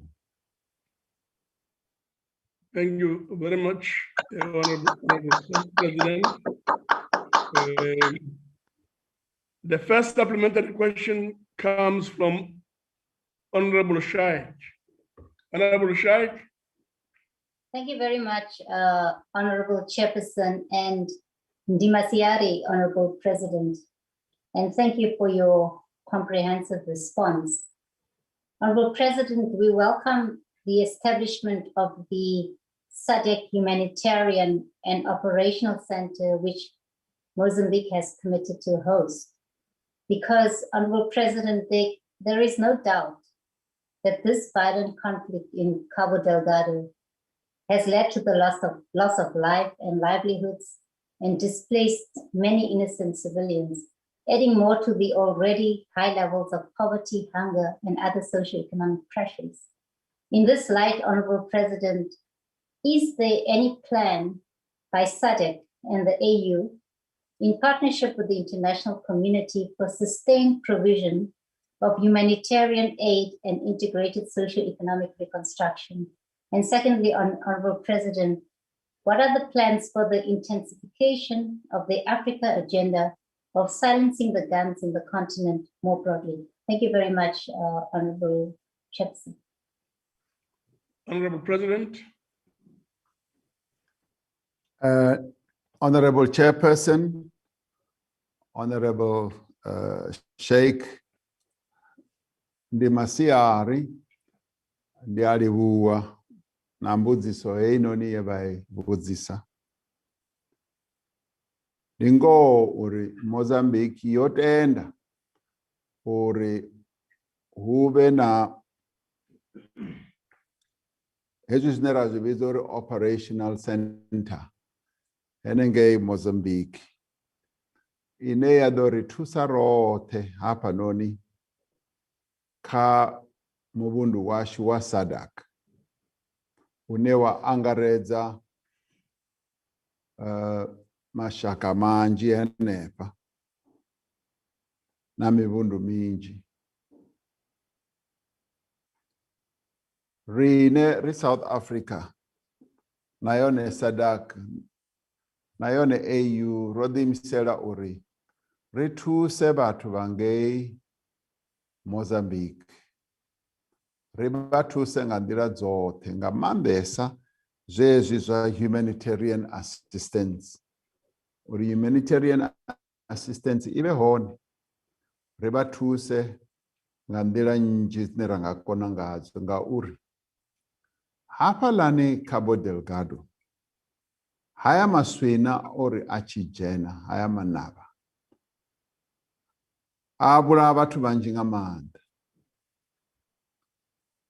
a vala na dzi nḓila, zwa fhedza zwo ita uri hu si tshavha na fhethu ha u dzula kha vhathu vhanzhi, vha balangana fhethu hoṱhe, vha si tsha wana na fhethu ha u dzula. Zwa vhuvhili, zwiḽiwa zwa u ḽa nahone ri khou wana uri nḓala yo no dzhena ngauri haya manavha vha khou vala nḓila dzoṱhe dza uri vhathu vha kone u wana zwiḽiwa. Vhutshilo ha vhathu vhanzhi hangeni vhu khou tou konḓa tshoṱhe. Zwi ita uri rine ri SADC ri kone u thusa, na rine ri South Africa, Afrika Tshipembe, ri khou ḓo rumela thuso i no bva fhano u ita uri vhutshilo ha vhathu hangeini Cabo Delgado na kha miṅwe mivhundu ine ya vha tsini na henefhaḽa i ṱoḓa u vha khwine nyana. With regard to this agenda of silencing the guns, Honorable Chair and Member, this is an important agenda for our continent, and we continue to work at achieving and attaining this agenda. It became an important agenda program during our chairship of the AU. We had hoped that by the end of last year, we would have silenced the guns, but it did not happen. And indeed, we're finding that in a number of countries on our continent, the guns are just raging. But we remain committed to the hope of silencing the guns, and we are working continuously to silence the guns with a number of players on the continent. So that project is ongoing. We have stops and starts and sometimes reversals, but so is the nature of our work on our continent. We have to keep at it until we have achieved success. So we will continue to support the people of Mozambique in every way possible, as we also seek to silence the guns across our continent. Thank you, Honorable Chair. Thank you very much, Honorable President. We'll now proceed to a question, supplementary question by Honorable Ngwezi. Honorable Ngwezi. Thank you very much, Nyambose. Bingelele Mengameli. Nakubahlonishwa bonke abala kumhlangano. Mozambique's Cabo Delgado's province is experiencing challenges due to clashes between armed insurgent groups and security forces, a security challenge that has demanded both regional and global attention. In May this year, the government strongly warned against the attacks, especially on children, women, and the elderly, during the escalating violence between Israel and Palestine, calling it unjust and shameful. Yet a few miles away, Islamic militants are beheading children as young as 11 years old in Cabo Delgado, while more than 2,600 people have died in the conflict and 670,000 are reported to have fled their homes. Mindful that instability in Mozambique is an external threat to our security against religious terrorist groups, what active measures have we taken as a country and as a regional hegemony to protect ourselves and our SADC countries? Thank you, Mengame. Honorable President. Thank you, Honorable Chairperson and the Honorable Member Ngwezi. I did, in my initial reply to the question that was raised by Honorable Sheikh, I did say that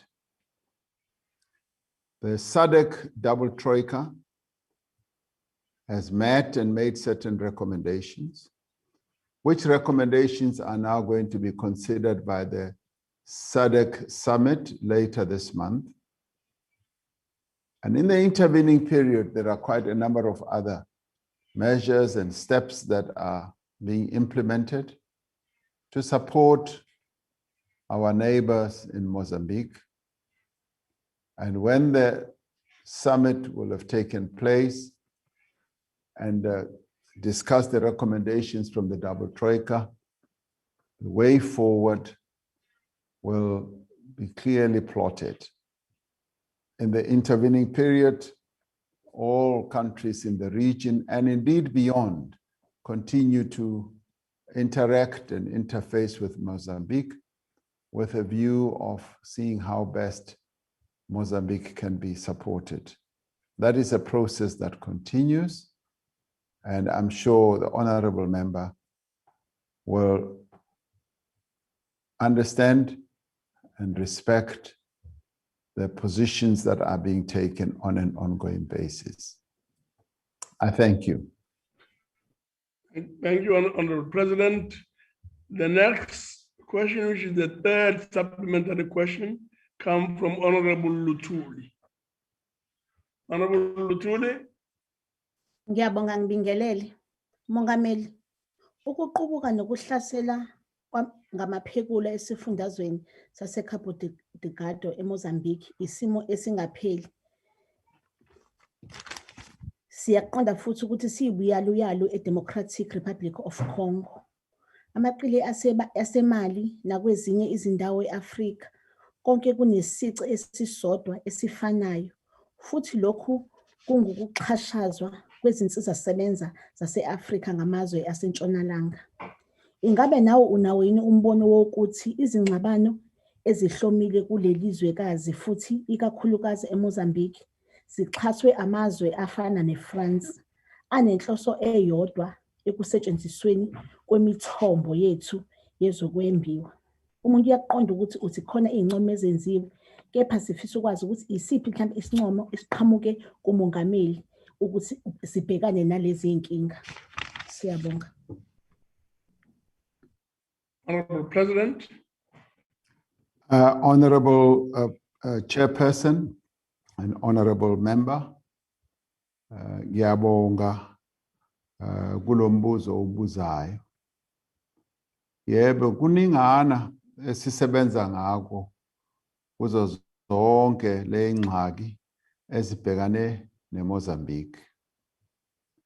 Ngalesikhathi ngivakashele eParis eFrance, ngiye ngakwazi ukuthi ngihlangane nomongameli wakhona ngale, sakhuluma ngezinto ezenzekala lapha eAfrika, ngakumbi khona lapha eMozambique. Sayixoxa leyo ndaba ngoba bona njenge France banekampani ebizwa iTotal eyenza imisebenzi ethize lapha eMozambique. Nabo lesimo esikhona lapha eCabo Delgado ngempela asibajabulisi nakancane. Ekukhona ukuthi nathi sisonke ayisijabulisi into eyenzekayo lapha eCabo Delgado. So clearly all of us are concerned about the situation out there in Mozambique. We've also been affected more directly because a South African, as you well know, passed away, and other South Africans who are also working and in that area have also been either displaced or affected, and some may even have been injured. So it is an incident, or a situation rather, that affects many of us, all of us. So we therefore need to work together and see how best we can solve this problem in supporting, yes, Mozambique, and making sure that we bring an end to the noise of the guns and silence them all together, so that we can live in peace and harmony as the people of Southern Africa, and indeed Africa as a whole. I thank you. Thank you very much, Honorable President. We will now proceed to the fourth and last supplementary question from Honorable W.A.S. Ocam. Honorable Ocam. Thank you, Honorable Chairperson.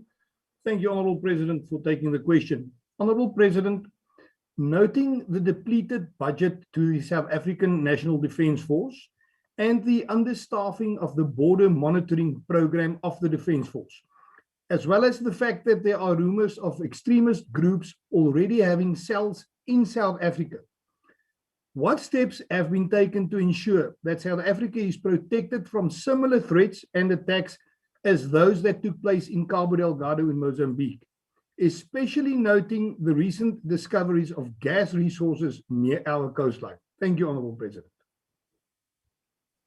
Honorable President. Thank you, Honorable Chairperson and Honorable Ocamp. The South African government, through its various agencies and arms, continues to monitor the situation that's unfolding in Mozambique, and continue to monitor the impact that the flow over of that type of situation could have on South Africa. Our various agencies are monitoring the situation with the sole aim of continuing to protect the people of South Africa. Thank you, Honorable Chairperson. Thank you very much, Honorable President. We'll now move over to the last question. That is question 6. The question is on strengthening the fight against gender-based violence and or femicide. The question is from DC Christians and is directed to the President of the Republic. Honorable President. Chairperson and honorable members, Following the State of the Nation address in June of 2019, the Emergency Response Action Plan was implemented to further strengthen the fight against gender-based violence and femicide and provide justice for the victims and survivors. This was a short-lived plan implemented over 6 months through partnerships between civil society networks, government, development partners, and also academic institutions. The National Strategic Plan on Gender-Based Violence and Femicide was approved by Cabinet in March of 2020. Now that plan builds onto the Emergency Response Action Plan and focuses on improved accountability, responsiveness to the needs of survivors, addressing impunity, and driving a comprehensive prevention agenda. We are beginning to see positive results through various joint interventions.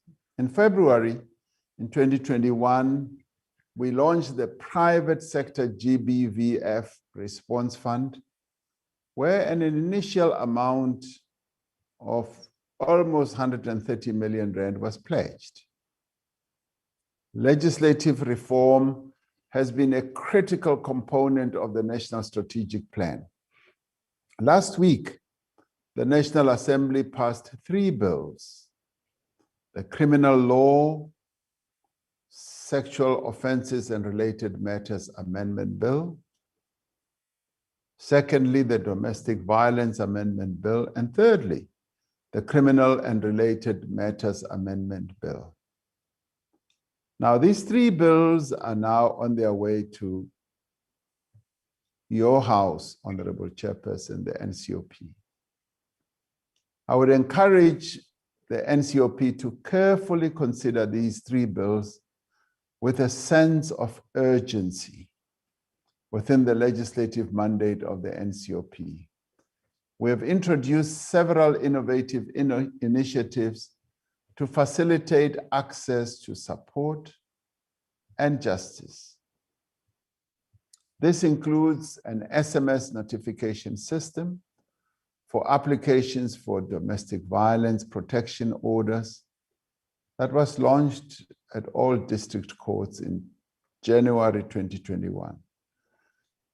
The Domestic Violence Amendment Bill, once passed, will make it possible for complainants to apply for protection orders online.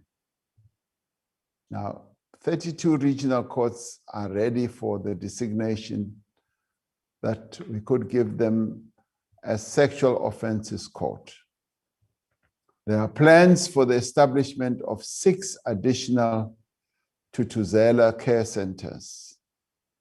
As at March 2021, all police stations had the necessary sexual assault DNA kits to assist victims and survivors.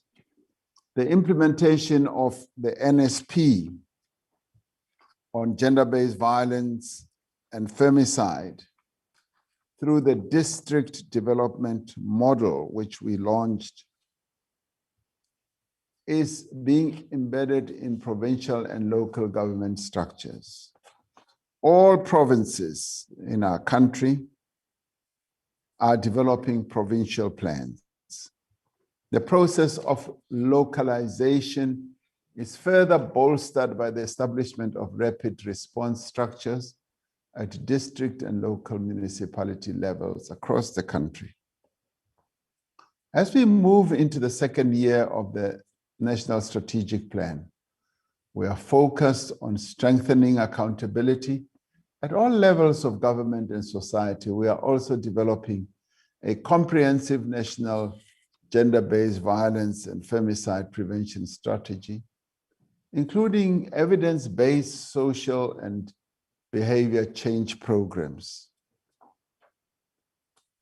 If we are committed to working together as a country, as government, communities, civil society, organized labor, organized business, as well as academia, not leaving aside traditional leaders, as well as faith leaders, we will succeed in ending violence against women and children in South Africa. Honorable Chairperson, I thank you. Thank you very much, Honorable President. The first supplementary question comes from Honorable DC Christians. Honorable Christians.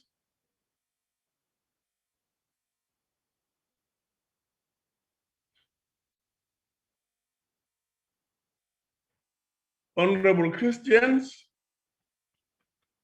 If Honorable Christian is not available, we'll move on to Honorable M.S. Muletsane.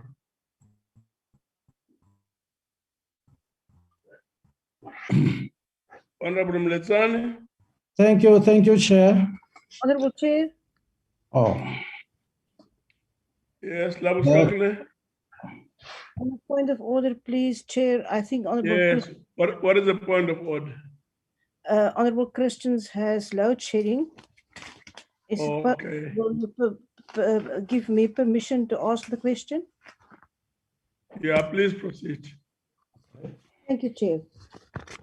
Mr. President, sadly, a woman is murdered every Thank you very much, Honorable Chairperson. Thank you. Honorable Mr. President, sadly, a woman is murdered. Thank you. Hear me? Point of order, Chair. Order, Chair. It looks like there is no clarity of what in terms of we are right at the Chairperson, I am back. At the end of our session. So let's exercise a bit more patience. Chairperson, I apologize. It was load shedding. Yes, load shedding. Okay, please proceed. Yes. Thank you very much, Chairperson. I am grateful for the opportunity. Mr. President, sadly, a woman is murdered every 3 hours in this country.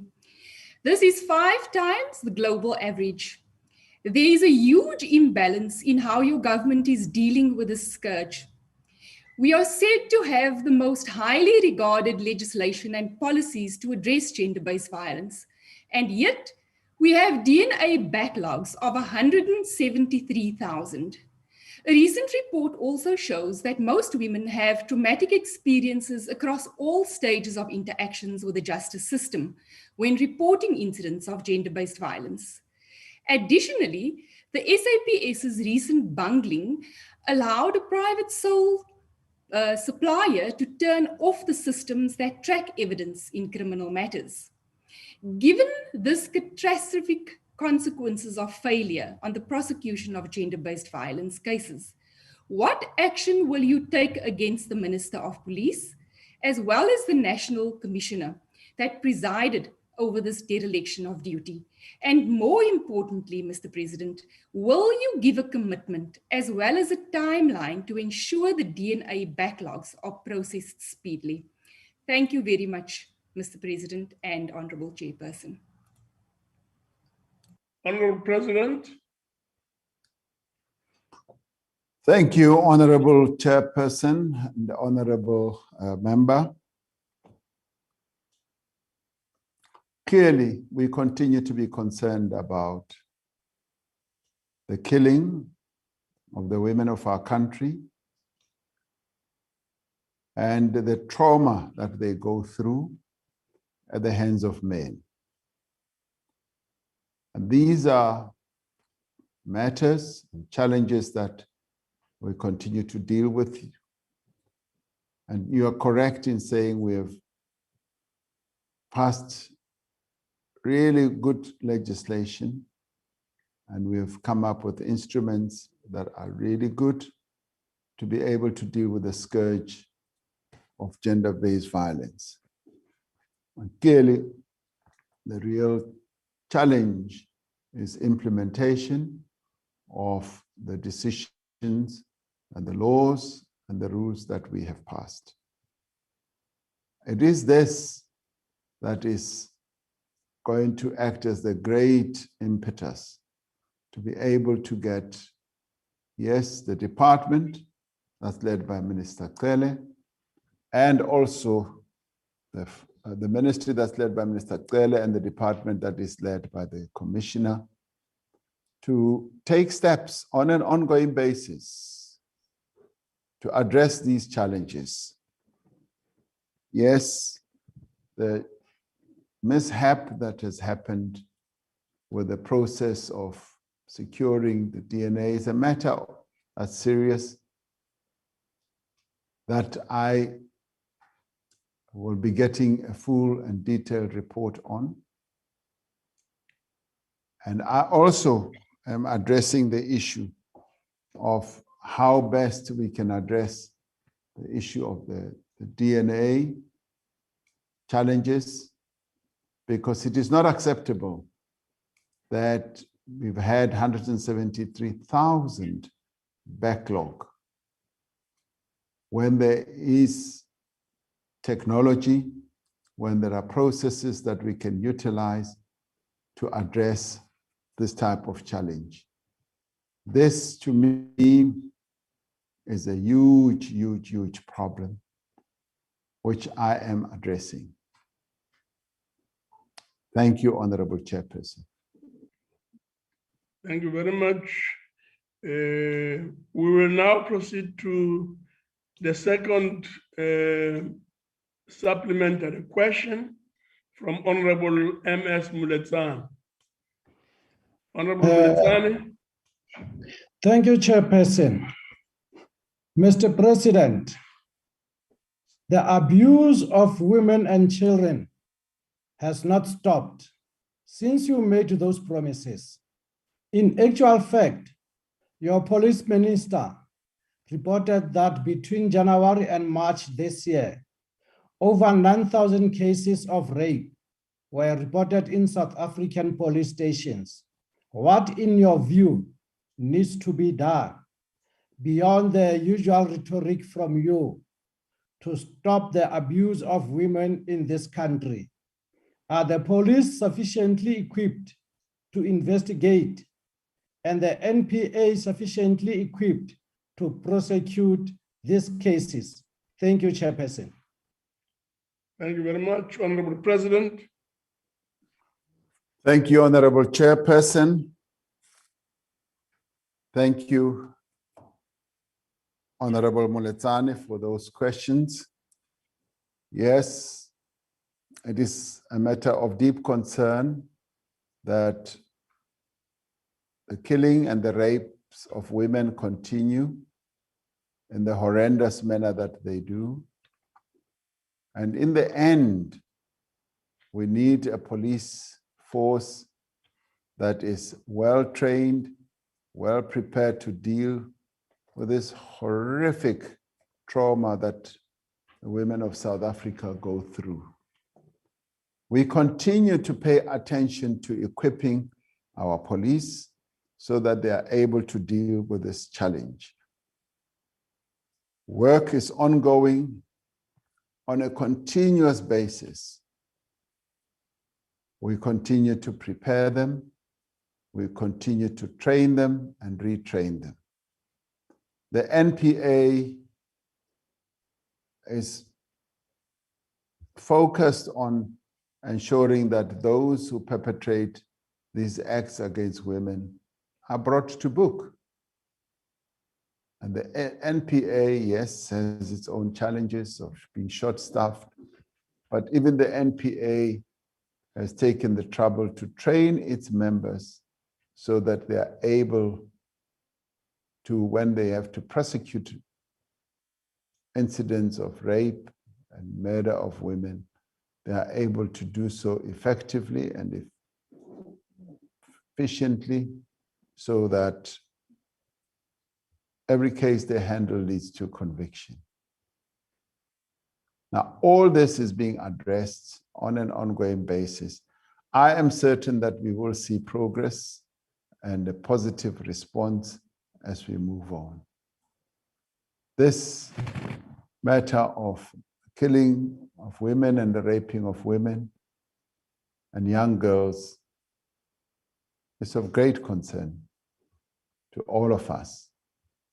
And I'd like us to continue handling it jointly, finding solutions jointly, so that we bring GBVF to an end in our country. The women of our country are crying out, yes, for the help of their government, but more importantly, the help of society broadly to ensure that we remove the scourge of violence against women and children once and for all. Thank you very much. Thank you, Honorable President. The next supplementary question comes from F. Detroit. Thank you, Honorable Chair. Detroit, yeah. Honorable President, Interpol has named South Africa the rape capital of the world, with an average of about 131 people being raped per day in South Africa, and an average of 58 people being murdered per day in South Africa. With Minister Cele's blatant disregard for the safety of South African citizens, since he's advocating for a gun-free South Africa, whilst being unable to win the fight against crime, murder, and rape and gender-based violence, will you, Mr. President, strengthen the fight against GBV and femicide by supporting the use and ownership of firearms for self-defense to empower vulnerable women, among others? Thank you, Chair. Thank you very much, Honorable President. Thank you, Honorable Chairperson and Honorable Dudoit. Yes, indeed, it's a matter of great shame to us as South Africans to be regarded as the rape capital of the world and to be put in those negative terms at the global level. It's not a statistic or a positioning or a rating that pleases us at all. So it is a matter of great concern. As regards the issue you raised, not every woman in our country subjected to this is a gun owner. And so therefore, to reduce the issue of self-defense to just owning a gun by women, I think is a mistake. We need to deal with the issue of gender-based violence and femicide as a national crisis. And as we deal with it, we need to find a whole lot of strategies and tactics in which all of society can participate in addressing the issue of gender-based violence. The issue of the guns and so forth is a matter that should be debated and addressed in its own name and right. But right now, I'd hate that we politicize the issue that we need to deal with of gender-based violence and make sure that all our efforts are efforts where we are able to join together, to work together, to ensure that the women and young girls of our country are safe and are able to lead their own lives freely, and they are able to walk down the streets of our country without fearing that anyone will attack them. It's a whole of society effort that we need to embark upon.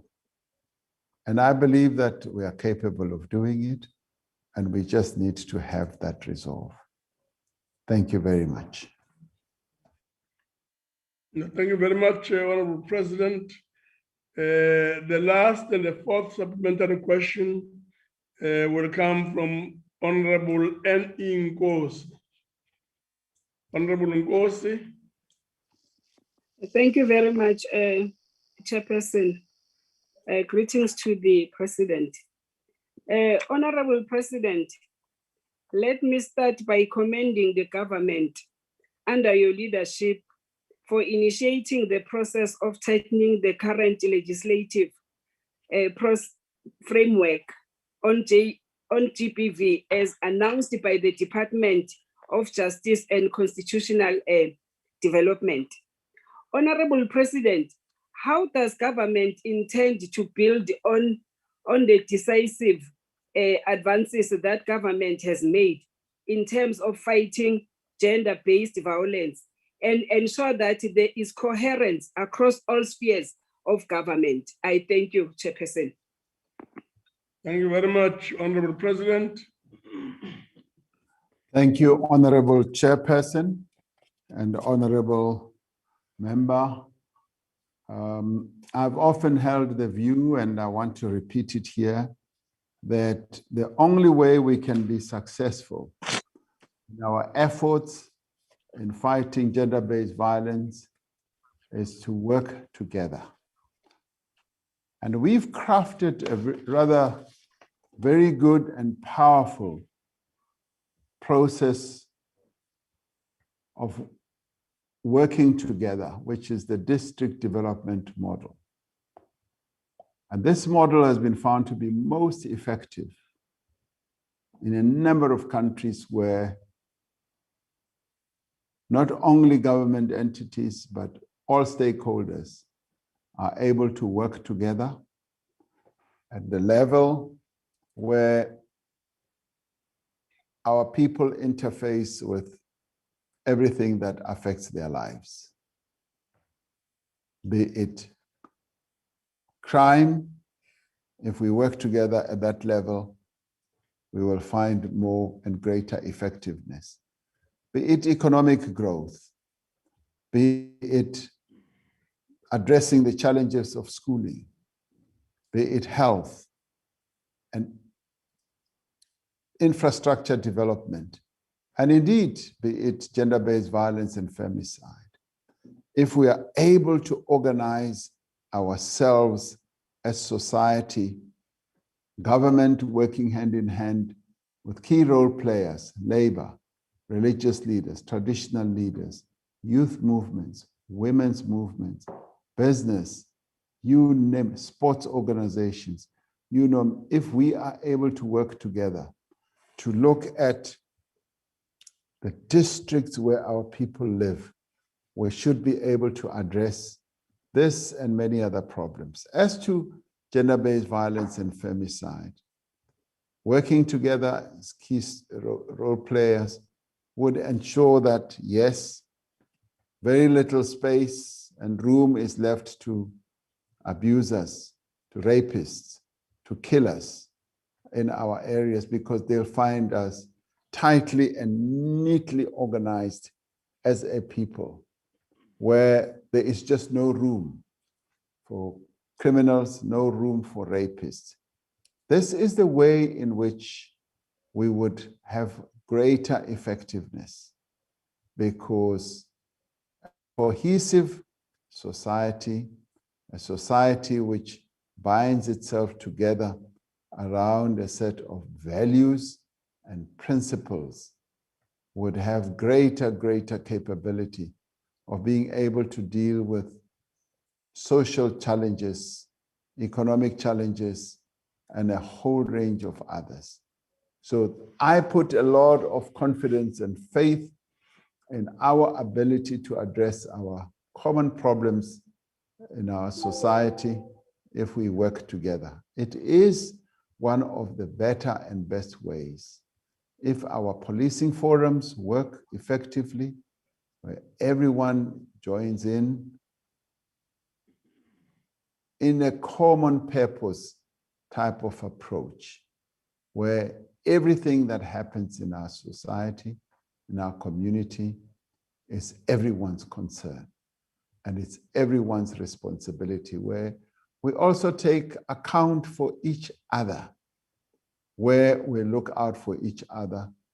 That, in my view, is the philosophy that the father of our nation, Nelson Mandela, urged us to pursue, Ubuntu, because it is through the Ubuntu principle of philosophy, that we are able to say, my neighbor is my responsibility, my neighbor's well-being is my responsibility. Ngoba ngaleyo ndlela siyakwazi ukusho ukuthi umuntu yebo ngumuntu ngabanye abantu. Makunjalo siyakwazi ukuthi sibhekane, sisebenze kunye, senze yonke into ngendlela ezokwazi ukuthi isise phambili njengomphakathi. Ha ka etsa jwalo tla fumana hore ka nnete ho tla ba le tswelopele e tla re isang pele. Ka hobane ka yona tsela eno re tla ba re bontsha hore re a tlhokomelana, re sebetsa mmoho dibakeng moo re dulang teng. Ho etsetsa eng? Ho etsetsa hore le bao ba ratang ho bolaya basadi, ba batlang ho rape basadi, a bana sebaka se ba ka tshabelang ho sona. Ba tla fumana hore re ntho e le nngwe, re kopane, re batho ba le bang. Ka hobane motho ke motho ka batho ba bang. I thank you, Honorable Chairperson. Thank you very much, Honorable President. Egameni ke NCOP seniyangivumela ukuthi ke ngendlulise amazwi okubonga ekumengameli ngokuthi asabele izwi lomkhandlu NCOP ukuzophendula imibuzo. So very, very grateful, Honorable President, that we have availed yourself. That, honorable delegates, concludes the business of the day. The House is now adjourned. Hi, Nyampi. Thank you, President. Thank you. Thank you, President. Thank you, Chair. Order. Thank you, Chief Whip. Recording stopped. Chief Whip. Chief Whip, thank you. Premiers, MECs, thank you. Thank you so much, Chief Whip. Thank you, leadership. Siyabulela. Arlewile bengosi kwetyamunati. Thank you. President